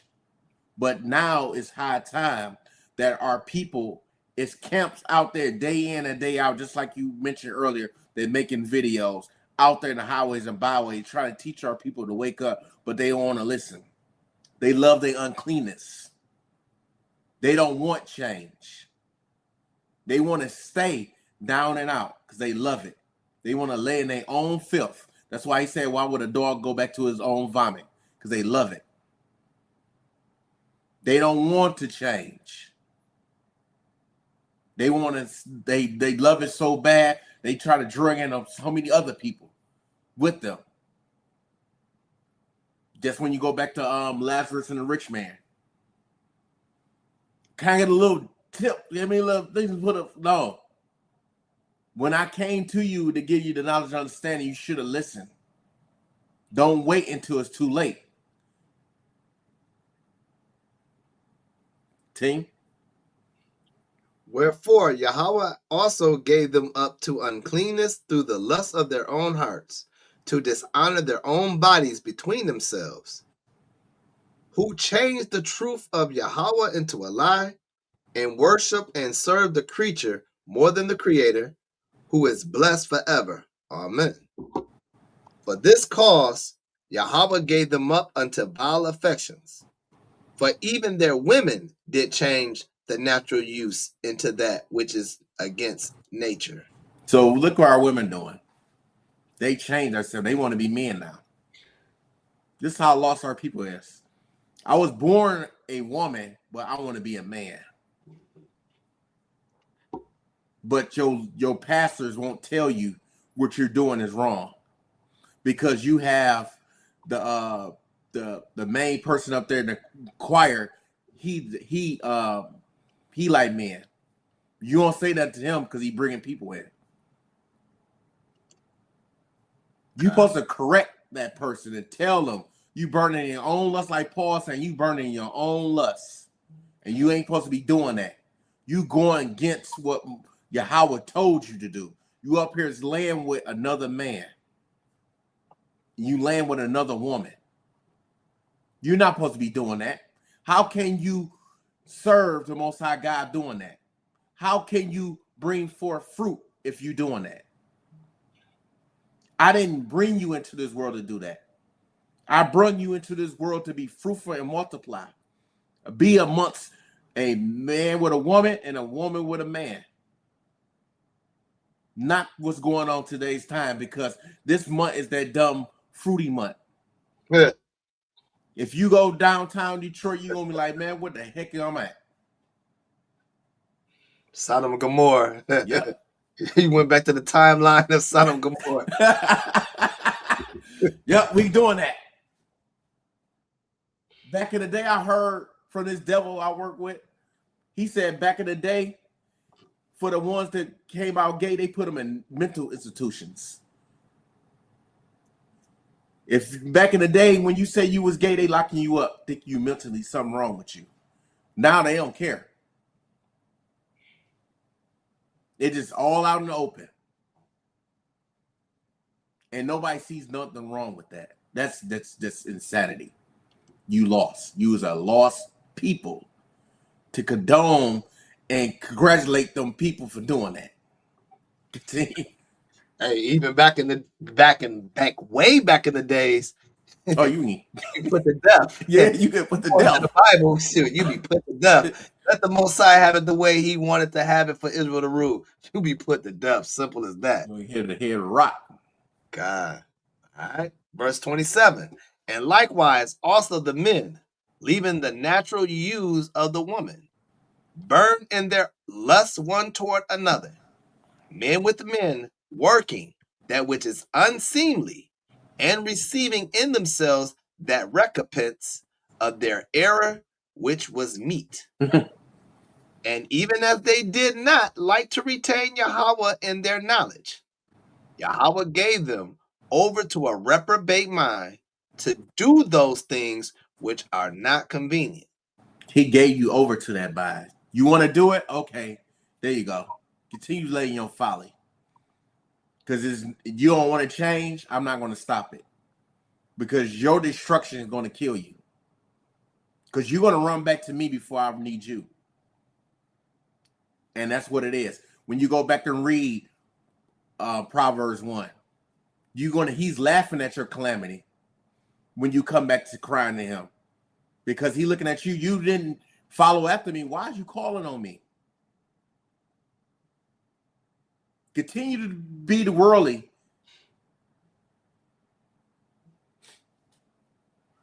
All right. Verse 28. Hold on. We already read that. Salakia. Verse 29. Being filled with all unrighteousness, fornication, wickedness, covetousness, maliciousness, full of envy, murder, debate, deceit, malignity, whisperers,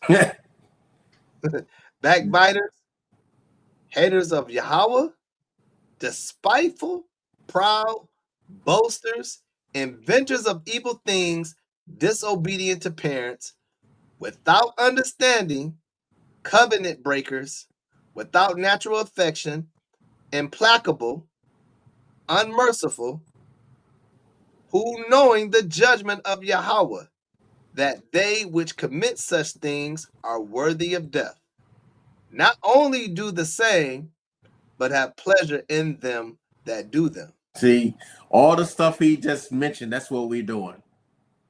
But we'll sit them and say we're not doing that. We need to make that make sense. If Paul is listed, he listed so many times throughout all his letters, it's ridiculous. You go back to read 1 Corinthians. You go back to read Ephesians. When you go back to read all these books, that's what we doing right here. Unrighteousness, fornication. We want to be fornicating with one another. And fornicating with other religions. We want to be wicked. We want to be covetous. I want what you got. I want to be mad. I hate you. Full of envy. You just want to be murderers. You want to be debater. You want to strife one another. You want to debate one another for no reason. You want to be deceitful. You want to be magnified. You want to be whisper. You want to do all these things. You want to be like, hey, you hear so-and-so over there doing this? This is wrong with our people.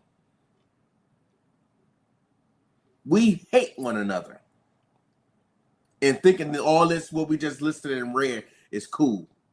This is not cool to be doing. This is why when you read Ephesians 6, Galatians 5, the fruits of the Spirit, this is what we got to have for one of them fruits. Because all the stuff we just listed and read, that's what we're doing. We don't, when we go back to the fruits of the Spirit, do we truly do that with our people?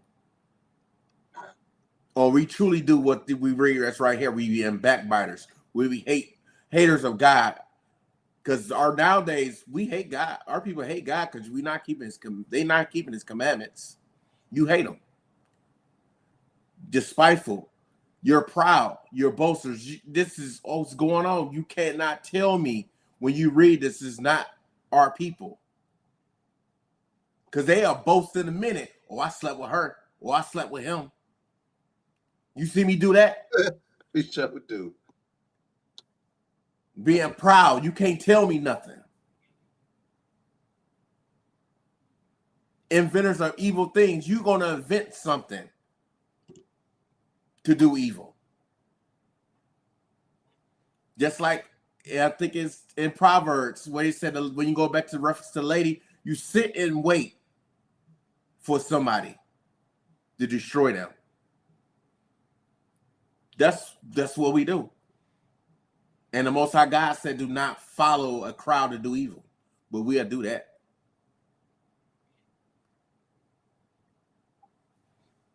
Got anything to say on that? Hey, no, I want to share this real quick. I ain't got to read it, but this is the same thing what we was talking about back in the days, you'd be locked up You know what I'm saying? But Ghana is pushing this, right? So the bot gave me this real quick. So okay. I ain't gonna read it. But we can show the point where they saying right here. Like it says, Ghana's parliament passes anti-LGBTQ bill with up to 3 years in prison for same-sex acts. They need to do that. Absolutely. And it needs and it has to, because hey, really, real talk, you just need I like the law of God. Put them, what the Bible says, what it says, remove them from the congregation, right? Yeah. I'm gonna keep it real simple on YouTube, but the Bible says put them down. You know what I'm saying? It can be put down, right? That's what the Most High says. So I believe in that. This is like a slap on the wrist, right? This is a slap on the wrist. You know what I'm saying? 3 years prison for same-sex acts. Nah, I get it. That's a slap on the wrist for people. Because guess what? Hey, a lot of them in there like that. So this is like a home for them.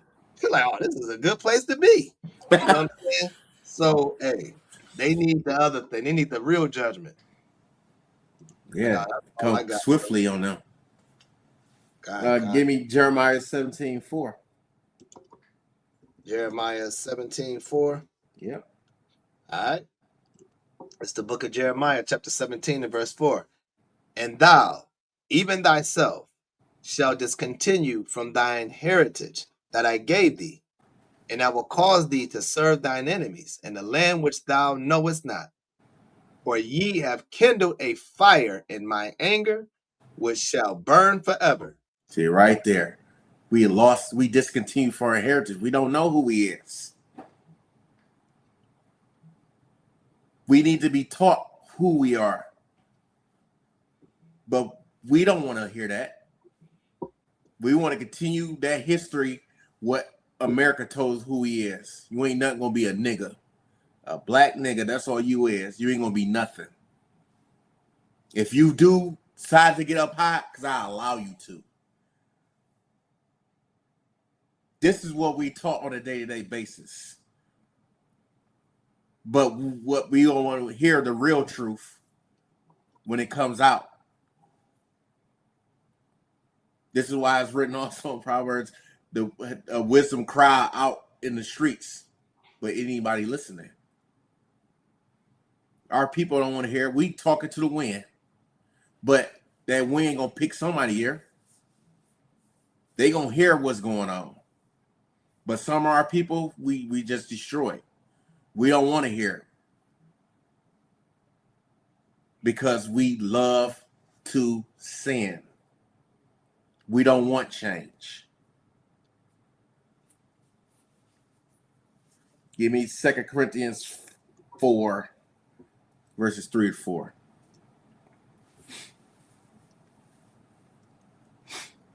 All right. 2 Corinthians chapter 4 and 3. Start at verse 3. All right. This is the book of 2 Corinthians chapter 4 and verse 3. But if our gospel be hid, it is hid to them that are lost. So when we go out there speak the word, it's hid to them. But we still going to preach it. The Most High God ordained us with that knowledge and understanding to teach people. We still going to teach you. Even though you lost, we still going to teach it. Because when you go teach these Christians, they lost in the sauce. They going to have no understanding what you're talking about. They're going to go to pick one verse out of the whole chapter and tell you this is what he's talking about and skip over key words, key scriptures. They're going to do all that. Stay in tune with they doctrine they teach it.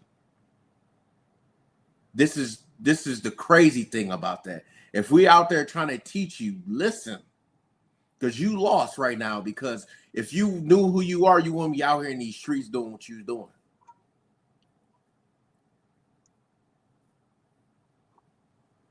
Continue.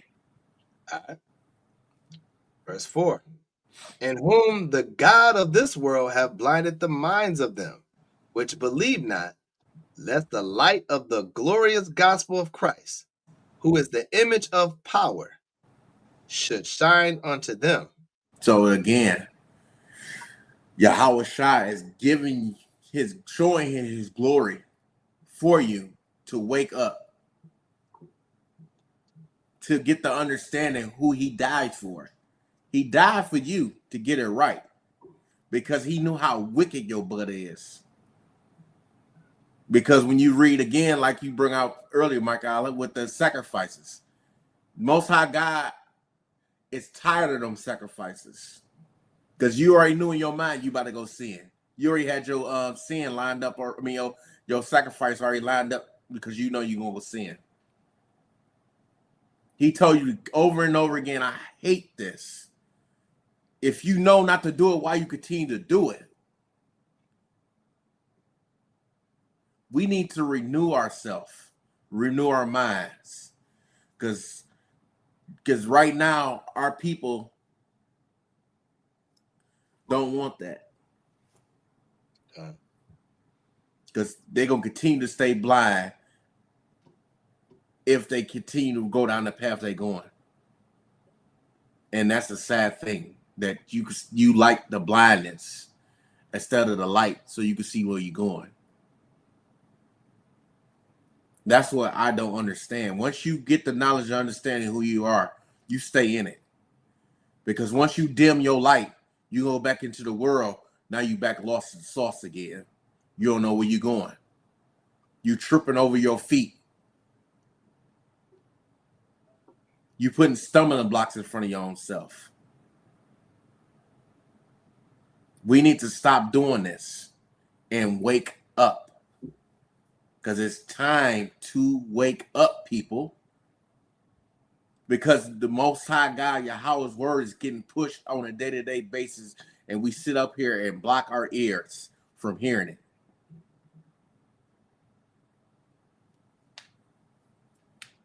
Give me Baruch 2. Starting at verse 30. All right. This is the book of Baruch, chapter 2 and verse 30.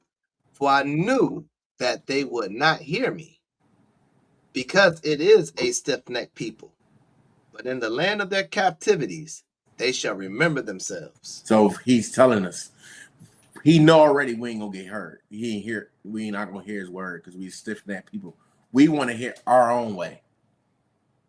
If we hear for ourselves that sound good, I'm gonna do it. But it's the Most High God telling me he gave it to somebody to tell him to tell me, I ain't listening to it.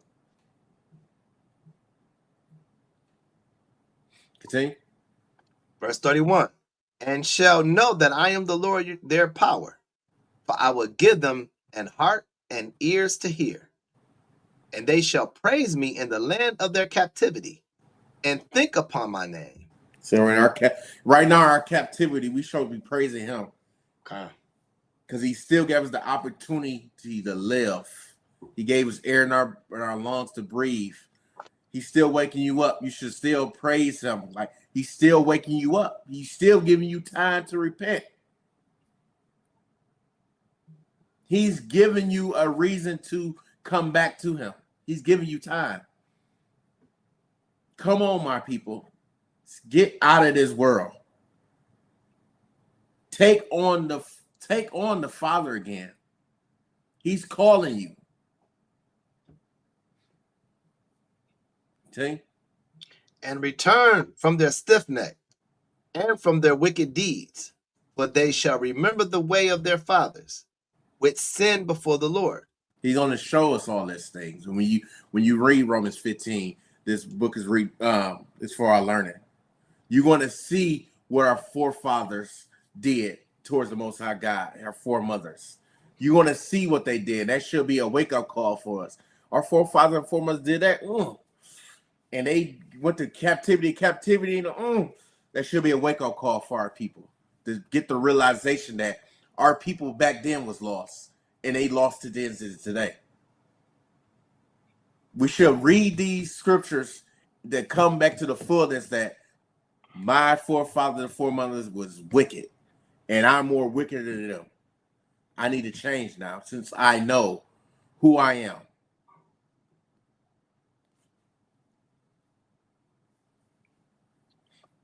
Continue. Yep. All right. And I will bring them again unto the land which I promised with an oath unto their fathers, Abraham, Isaac, and Jacob, and they shall be lords of it, and I will increase them, and they shall not be diminished. So again, he's telling you, once we come back to him, he's going to bring us back to the land that he promised to us. If we're keeping his laws and commandments again, he's calling out to us to wake up, but our people won't want to wake up. Do it while you got the time now, because it's going to get a time that you're not going to see these brothers out on these corners. You're not going to see these YouTube videos out here. They're going to shut up the word so you can't learn, and you're going to be the ones in the Bible where they said, "Where them brothers at? I know they over here. You're not going to find us." Mm-hmm. The word going to be shut from you. And as you know, your time is over now, because you didn't want to listen when it was coming out. You want to wait until it's over and see, oh, shoot, I need to get myself together. No. You had time to get it together. Mm-hmm. Don't wait and try to follow the leader when somebody else doing it. Do it because you want to do it. You got to work on your own salvation. Don't wait for nobody else to do it. Work on your own salvation, because that person's not going to be next to you when the Most High God judge you. He's going to judge you on your actions. God. No one else but your actions. He's going to open those two books, and he's going to look and say, you kept none of my laws. You kept none of my commandments. Why should I let you in?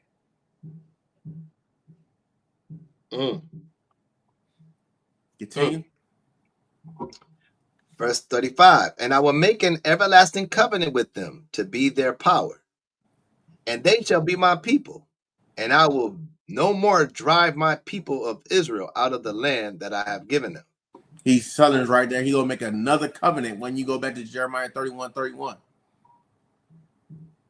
He's going to continue to be, he's showing us his love. Now, I'm here for you.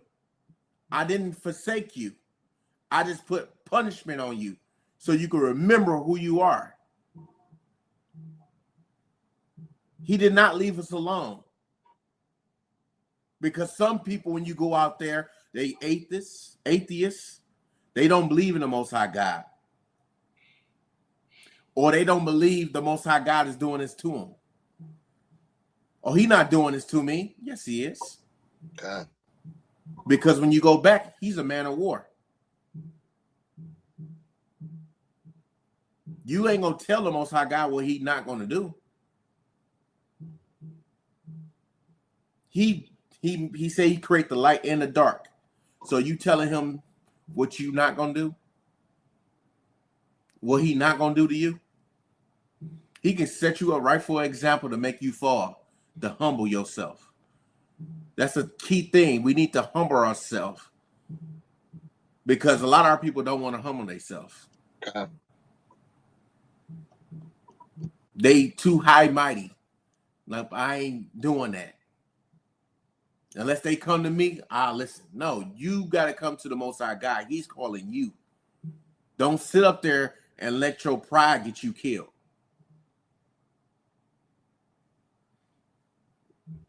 You got any say on that, brother? No, I lie. I'm going to bring something out a little bit later. You go ahead. Okay. Give me Romans 12.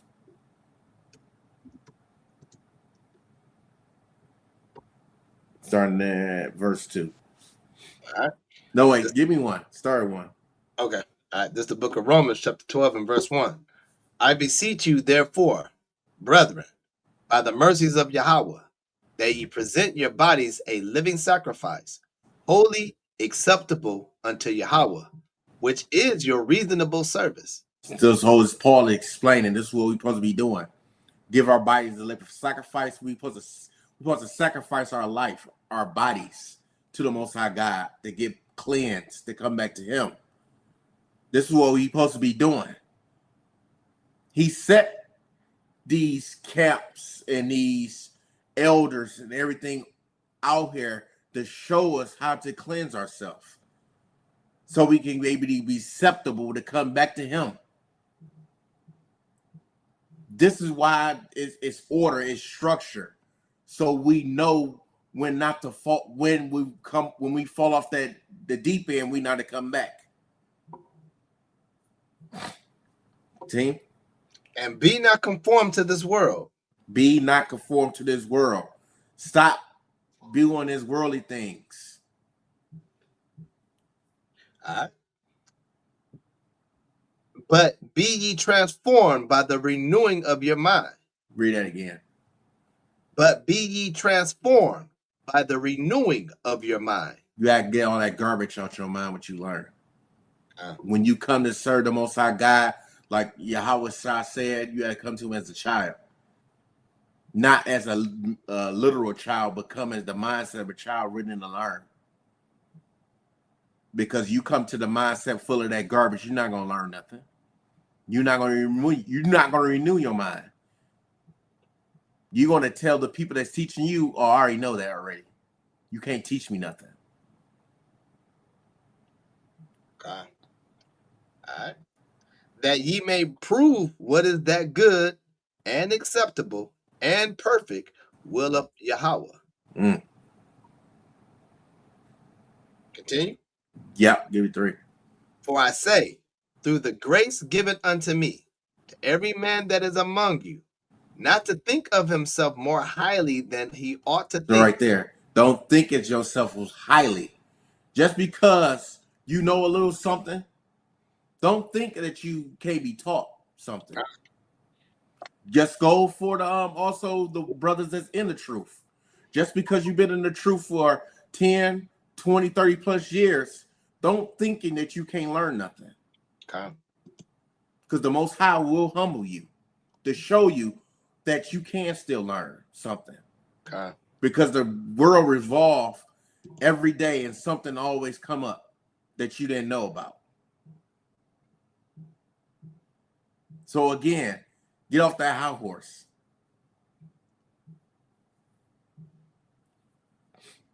See?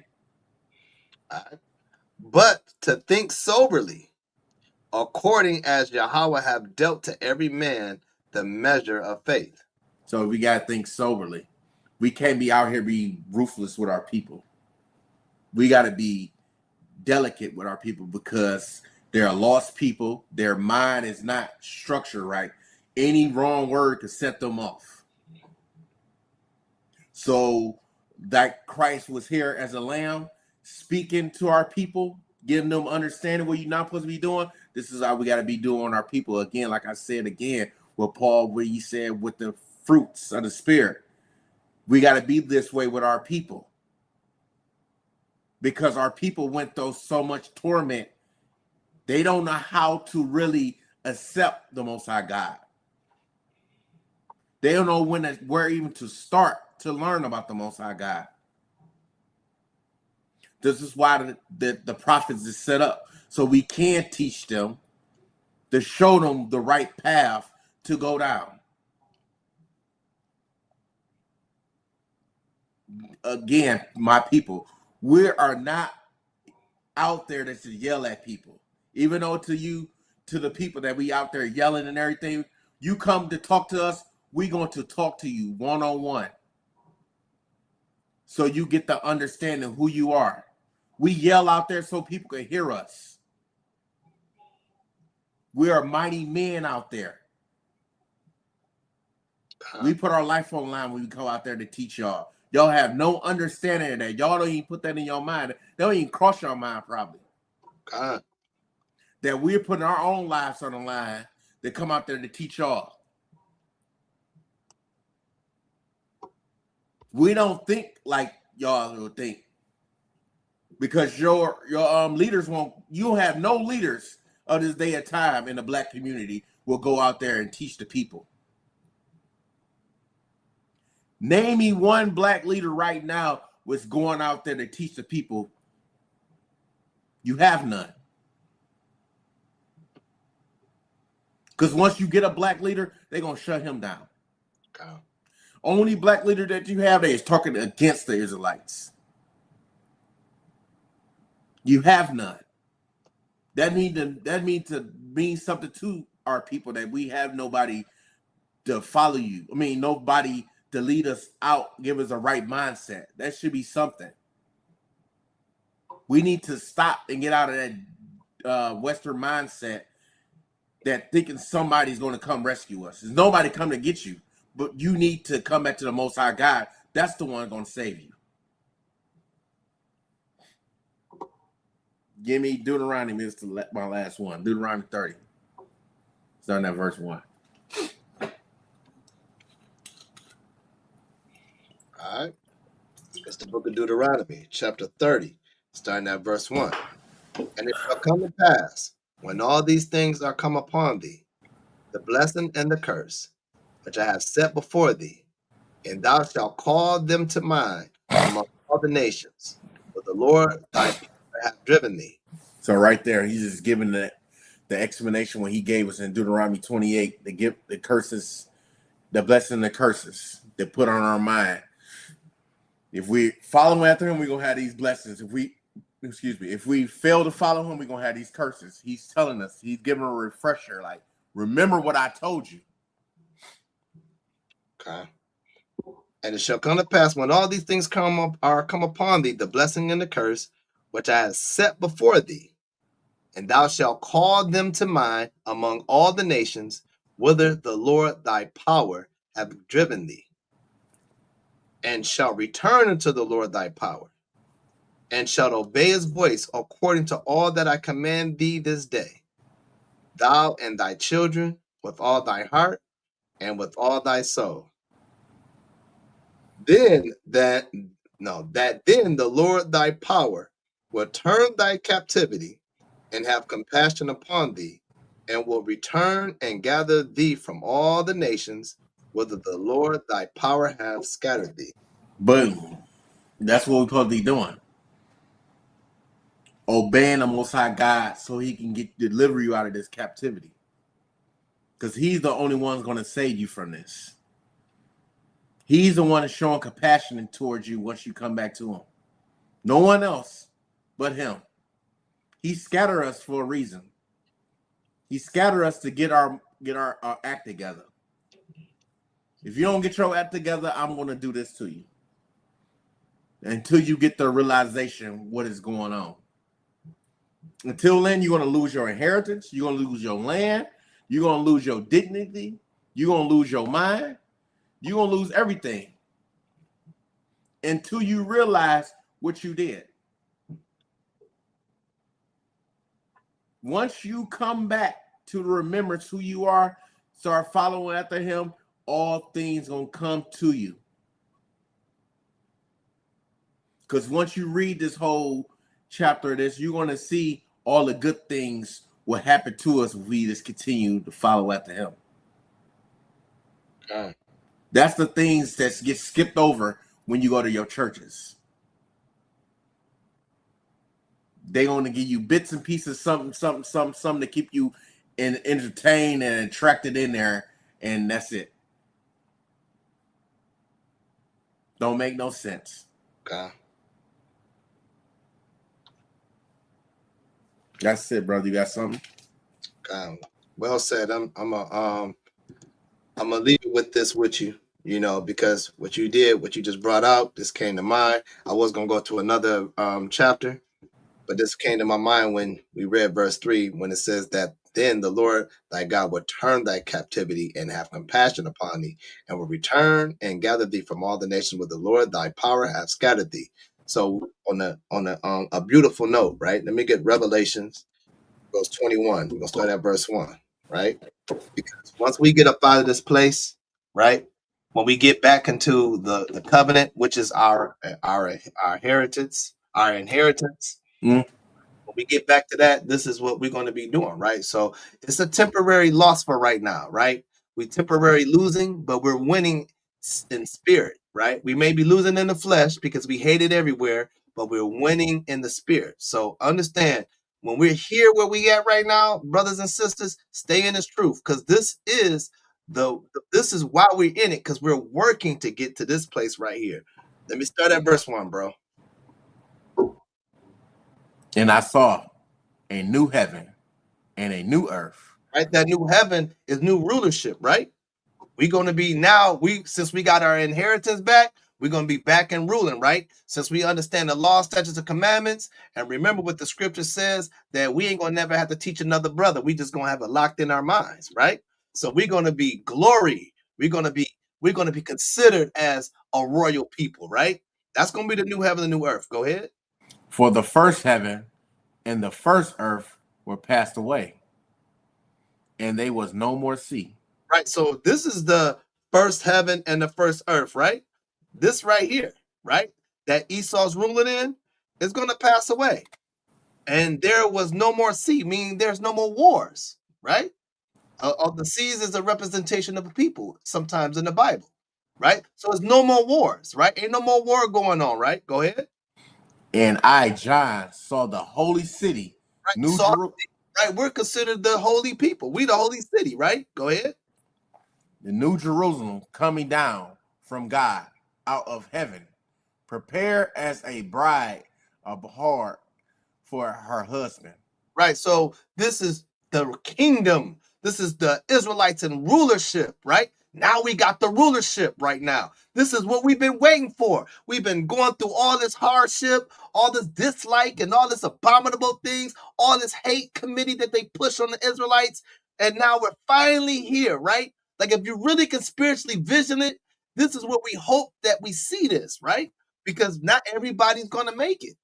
But to have the idea to create in your mind and the spirit that we hope that we can see this holy city, this new Jerusalem coming down from the Most High, what it's like to be a ruler on this earth, when the sisters are in order, when the men are in order, when we all walking together and we putting everything in subjective, everybody's bowing down to us. We ain't wearing these kind of clothes anymore, man. Right now, if you really think about this, man, we're not a beautiful people, right? We're not beautiful, right?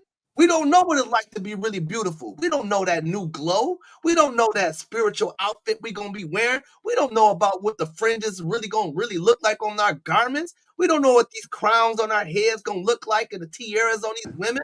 We don't know what men really going to look like. We don't know what the jury really going to be looking like. This is the hope we trying to get to right here, right? Go ahead. And I heard a great voice out of heaven saying, behold, the tabernacle of God is with man. This is Yahushua, right? Yahushua is the tabernacle. Go ahead. And he will dwell with them, and they shall be his people, and God himself shall be with them and be their God. Right. So Yahweh and Yahushua is gonna be together, man. It's no ifs or buts. There's no delay on prayer anymore, right? We ask for something, it's instantly happening. We got to delay on things because sometimes we got to build up our faith. So therefore, we got to wait on certain things. In this kingdom, ain't no delay on prayer. This is like we ask for it, it's happening. Why? Because our faith is gonna be so high up on the roof that we ain't gonna even know that we living on faith. It's like faith is gonna be so natural to us. It ain't natural in this body. It's a lot of worries behind our faith. It's a lot of misunderstanding behind our faith, right? So what we're going to be doing, we're going to be building on that natural faith that we don't have to see it and wait to see it to believe it. We're going to see it happening because when we ask for it, it's going to happen. Go ahead. And God shall wipe away all tears from their eyes. Right. When you get your inheritance back, ain't no more suffering, crying. Ain't no more worrying. Ain't no when the last time when I'm gonna be able to pay my bill. Ain't no worry about going to the doctor's offices anymore. Ain't no worry about wondering if your kids gonna come home safe and sound to you when they go to work or leave to go to school or they going to the store just to go grab something. Ain't no more disrespecting the elders anymore. Ain't no more shedding tears about worrying when the next time we gonna eat, right? Yep. Ain't no more of that. Go ahead. And they shall be no more death. Right. Ain't shall be no more murdering. Ain't no more just committing innocent blood. Right? On the Israelites. It's going to be death in the kingdom for these other nations. But for the Israelites, we ain't murdering one another anymore. We ain't going to be killing people with their names by our words. We're going to know how to respect and talk to one another. Right? Go ahead. Neither sorrow nor We don't get sad anymore, man. We ain't going to know what that means to be sad. All we're going to know is to be in a happy-go-lucky moment and joy, right? Go ahead. Nor crying, right? Nor shall there be any more pain. Ain't no more hurt, right? Ain't no more hurt. Ain't no more losing babies. When a woman having a child, she lose the baby. Ain't no more of that. Ain't no more babies coming out with sicknesses. Ain't none of that. Ain't no more men just leaving their wives alone and leaving them hanging, and the women being disrespectful. Ain't none of that. Ain't no more. I ain't got enough. Ain't no more that I can't help a brother out no more, or a sister out. No more pain. Go ahead. For the former things are passed away. Because the former things that we living in around is present day. This is considered the former thing. This is because we lost our inheritance. Right? Now we American mindset Negroes. Right? We ain't no more. We believe that we ain't an Israelite, but we believe that we niggas and African Americans and Hispanics and Native Americans. Right? That's going to pass away when we're going to know who our rightful tribe is. Right? Go ahead. And he that sat upon the throne said, behold, I make all things new. Right. He's gonna refresh us. We're gonna be a refreshed mind. The mindset we have right now ain't nothing compared to the mind that we're gonna have in the kingdom. Because see, we think we know a lot just because we know a couple books and chapters. But think about when we're gonna know the book by heart without having to crack it open. Just imagine when you're gonna know word from word, and you ain't gotta tell your brother this, but you telling the other nations how to live their lives. The word is gonna be so well in our mouths to the fact that they're gonna think that we created it. That's how God is gonna make us look like we are the most glorious people that they can't help but bow down to see us when we open our mouths. And they're gonna always know to bow down to the Father. That's gonna always stand, right? Go ahead. And he said unto me, write, for these words are true and faithful. And he said unto me, it is done. I am Alpha and Omega. From the beginning and the end. Beginning and the end. I will give unto him that is athirst of the fountain of the water of life freely. And that's talking about the knowledge and wisdom, the laws. Anytime a brother and sister want to know it, you're going to get it. And again, in the kingdom, this is what I said. You no longer have to wait for you don't have to wait for that to happen. The faith is already locked in with it. So whatever we pray for, whatever we want, we're going to have it. And if we want more knowledge, we're going to get more knowledge, right? Go ahead. He that overcometh shall inherit all things. There we go. You're going to inherit all things, everything that's in the covenant, everything that's in the land, whatever the Most High put you in, right? So it ain't going to be no more single sisters, ain't no more single brothers, ain't no more whoring around, right? That's going to be beautiful. It's going to be a multitude of beauty of our people growing into families, having nothing but children, growing after that, being great, great, great, great, great grandparents, right? We don't know nothing about that, right? You know what I'm saying? It's right now in this day's time. Sure, you lucky to be a grandmother or a grandfather in this days of time. Your grandmother at 30-some years old nowadays, man. Or a great grandmother, I shall say. You know what I'm saying? Because why the kids is getting locked up? These kids is getting killed so that they're losing their inheritance. Right? Go ahead. And I will be his God, and he shall be my son. But the fearful, the ones that don't want to keep the commandments, right? Go ahead. But the fearful and unbelieving. I don't believe it's truth, but we've been talking about trying to reach out to you. You don't want to listen. And to the people that's in this truth that don't want to put in the work, those that don't want to look at classes, those that don't want to pick up their Bible, they're going to be considered as the unbelieving, thinking that I believe what I believe, and I don't need no more growth into this, right? I got this in the bag, right? Go ahead. And unbelieving and abominable. All the pork eating and the shrimp, lobster, crab eating suckers that's eating that stuff, that's an abominable, right? Go ahead. And murderers. People that kill innocent people for whatever reason, right? Go ahead. And whoremongers. Want to whore around, not marrying, right? Just want to lay with this woman, lay with that woman, or lay with that man, or lay with that man, right? Not even trying to make commitment, right? Even And when you do make that sexual commitment, that's your bond right there. That's yep. who you're supposed to lock in with. But instead, you know you don't want to be committed to that. You're just trying to get pleasure. So you move on to the next person, right? You become a whoremonger, right? That's the men, right? The men love doing that. Love to put numbers on a woman. Oh yeah, she number 10. Yeah, I hit that. Yeah, I did that. Yep. That's the 10th person I'm with. I'm about to go to number 11. Now we calling you a number. But see, that ain't gonna go into the kingdom like that, right? Go ahead.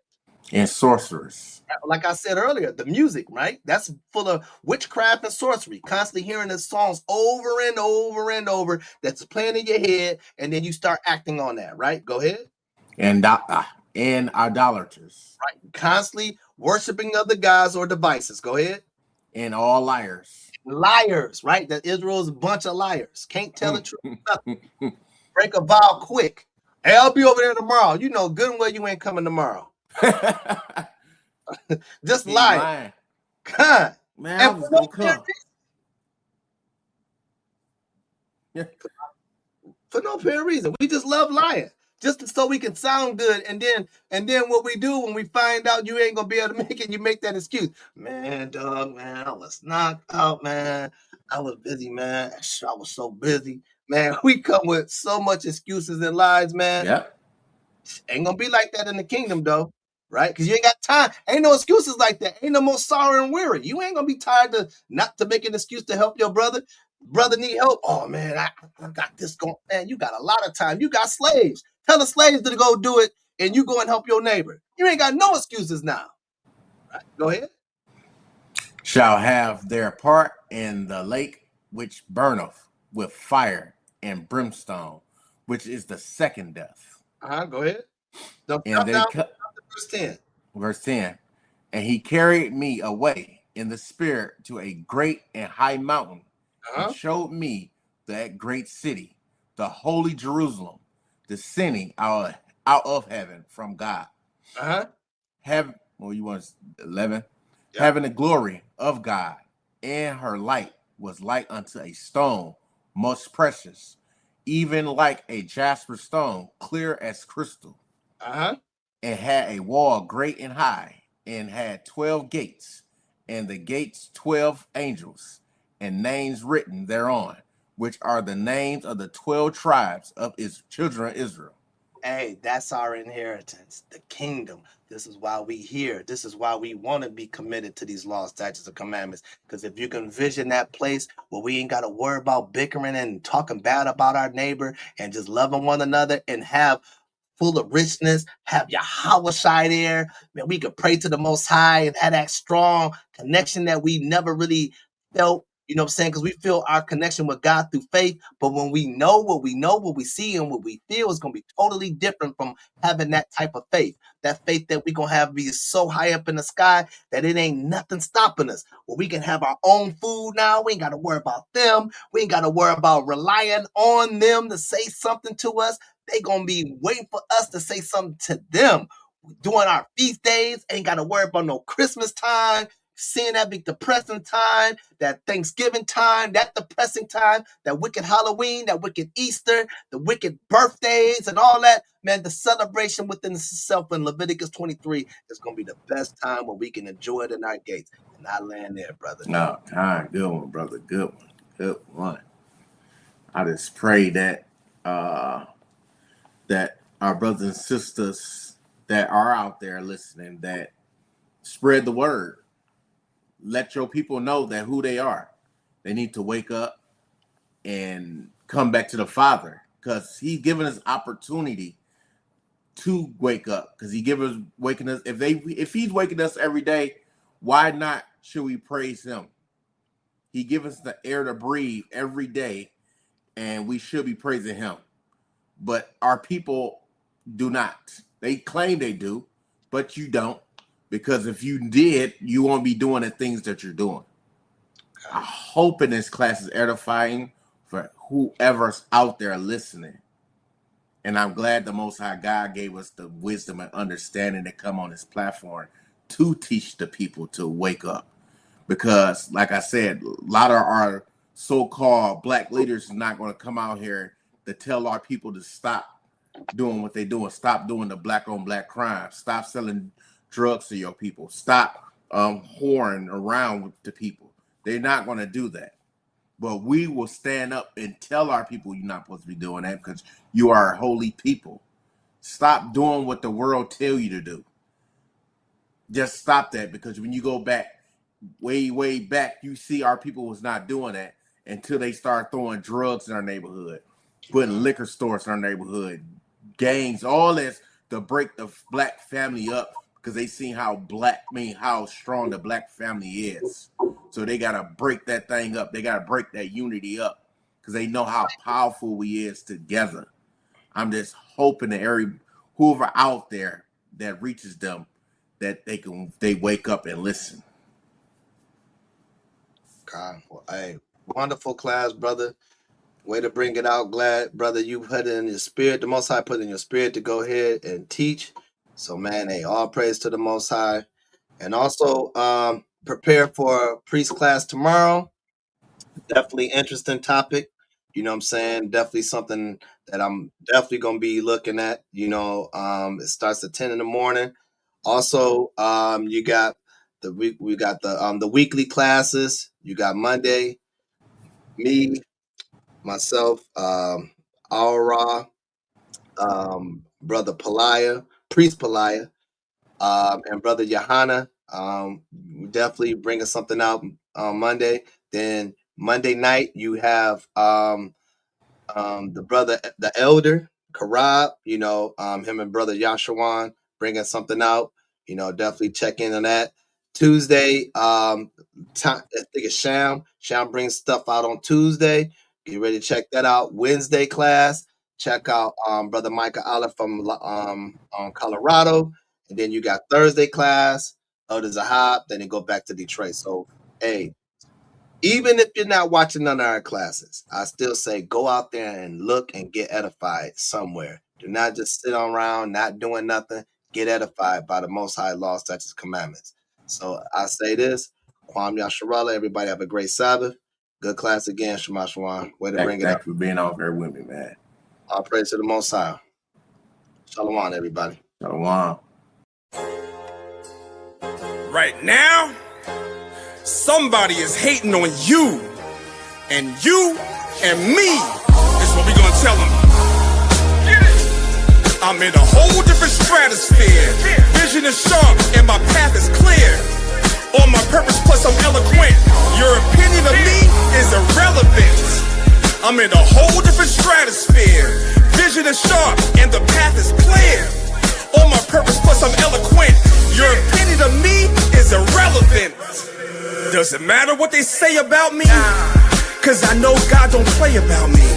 Rumors don't matter if they aren't true. The reason they mad is cause they aren't you. They aren't blessed, they aren't highly favored. They're just jealous that somebody made it. Words may hurt, but it didn't kill. And you can't break what you didn't build. Use these words as an affirmation. Don't let them distract you from your aspiration. Let the hatred feed your inner beast, but always keep God as your centerpiece. What that mean? You gotta be in B with it. Always. Don't stand for nothing, then you need to sit and watch the real soldiers take a risk. If you relate to this, then homie, make a fist. I'm in a whole different stratosphere. Vision is sharp and my path is clear. On my purpose plus I'm eloquent. Your opinion of me is irrelevant. I'm in a whole different stratosphere. Vision is sharp and the path is clear. On my purpose plus I'm eloquent. Your opinion of me is irrelevant. If the keyboard is crazy and the drum pad is kicking, you can pass me the mic. I'm about to start spitting. Will they love me, feel me, relate to me, lyrically, hate me, despise me, corrupt inside spiritually? It's the times that we're living in. No selling my soul, there's no giving in. I ain't waiting on a Judas purse. Trained to the arms are bulging through the shirts. Get the picture, that's what cameras do. Protect what I own, I got hammers too. Prefer peace and I'm praying on it. Club Shame, let Damon weigh in on it. Use these Words is an affirmation. Don't let them distract you from your aspiration. Knowledge and wisdom helps you free yourself, and success will find you, so be yourself. I'm in a whole different stratosphere. Vision is sharp and my path is clear. On my purpose, plus I'm eloquent. Your opinion of me is irrelevant. I'm in a whole different stratosphere. Vision is sharp and the path is clear. On my purpose, plus I'm eloquent. Your opinion of me is irrelevant. I need y'all to say that every day. We on a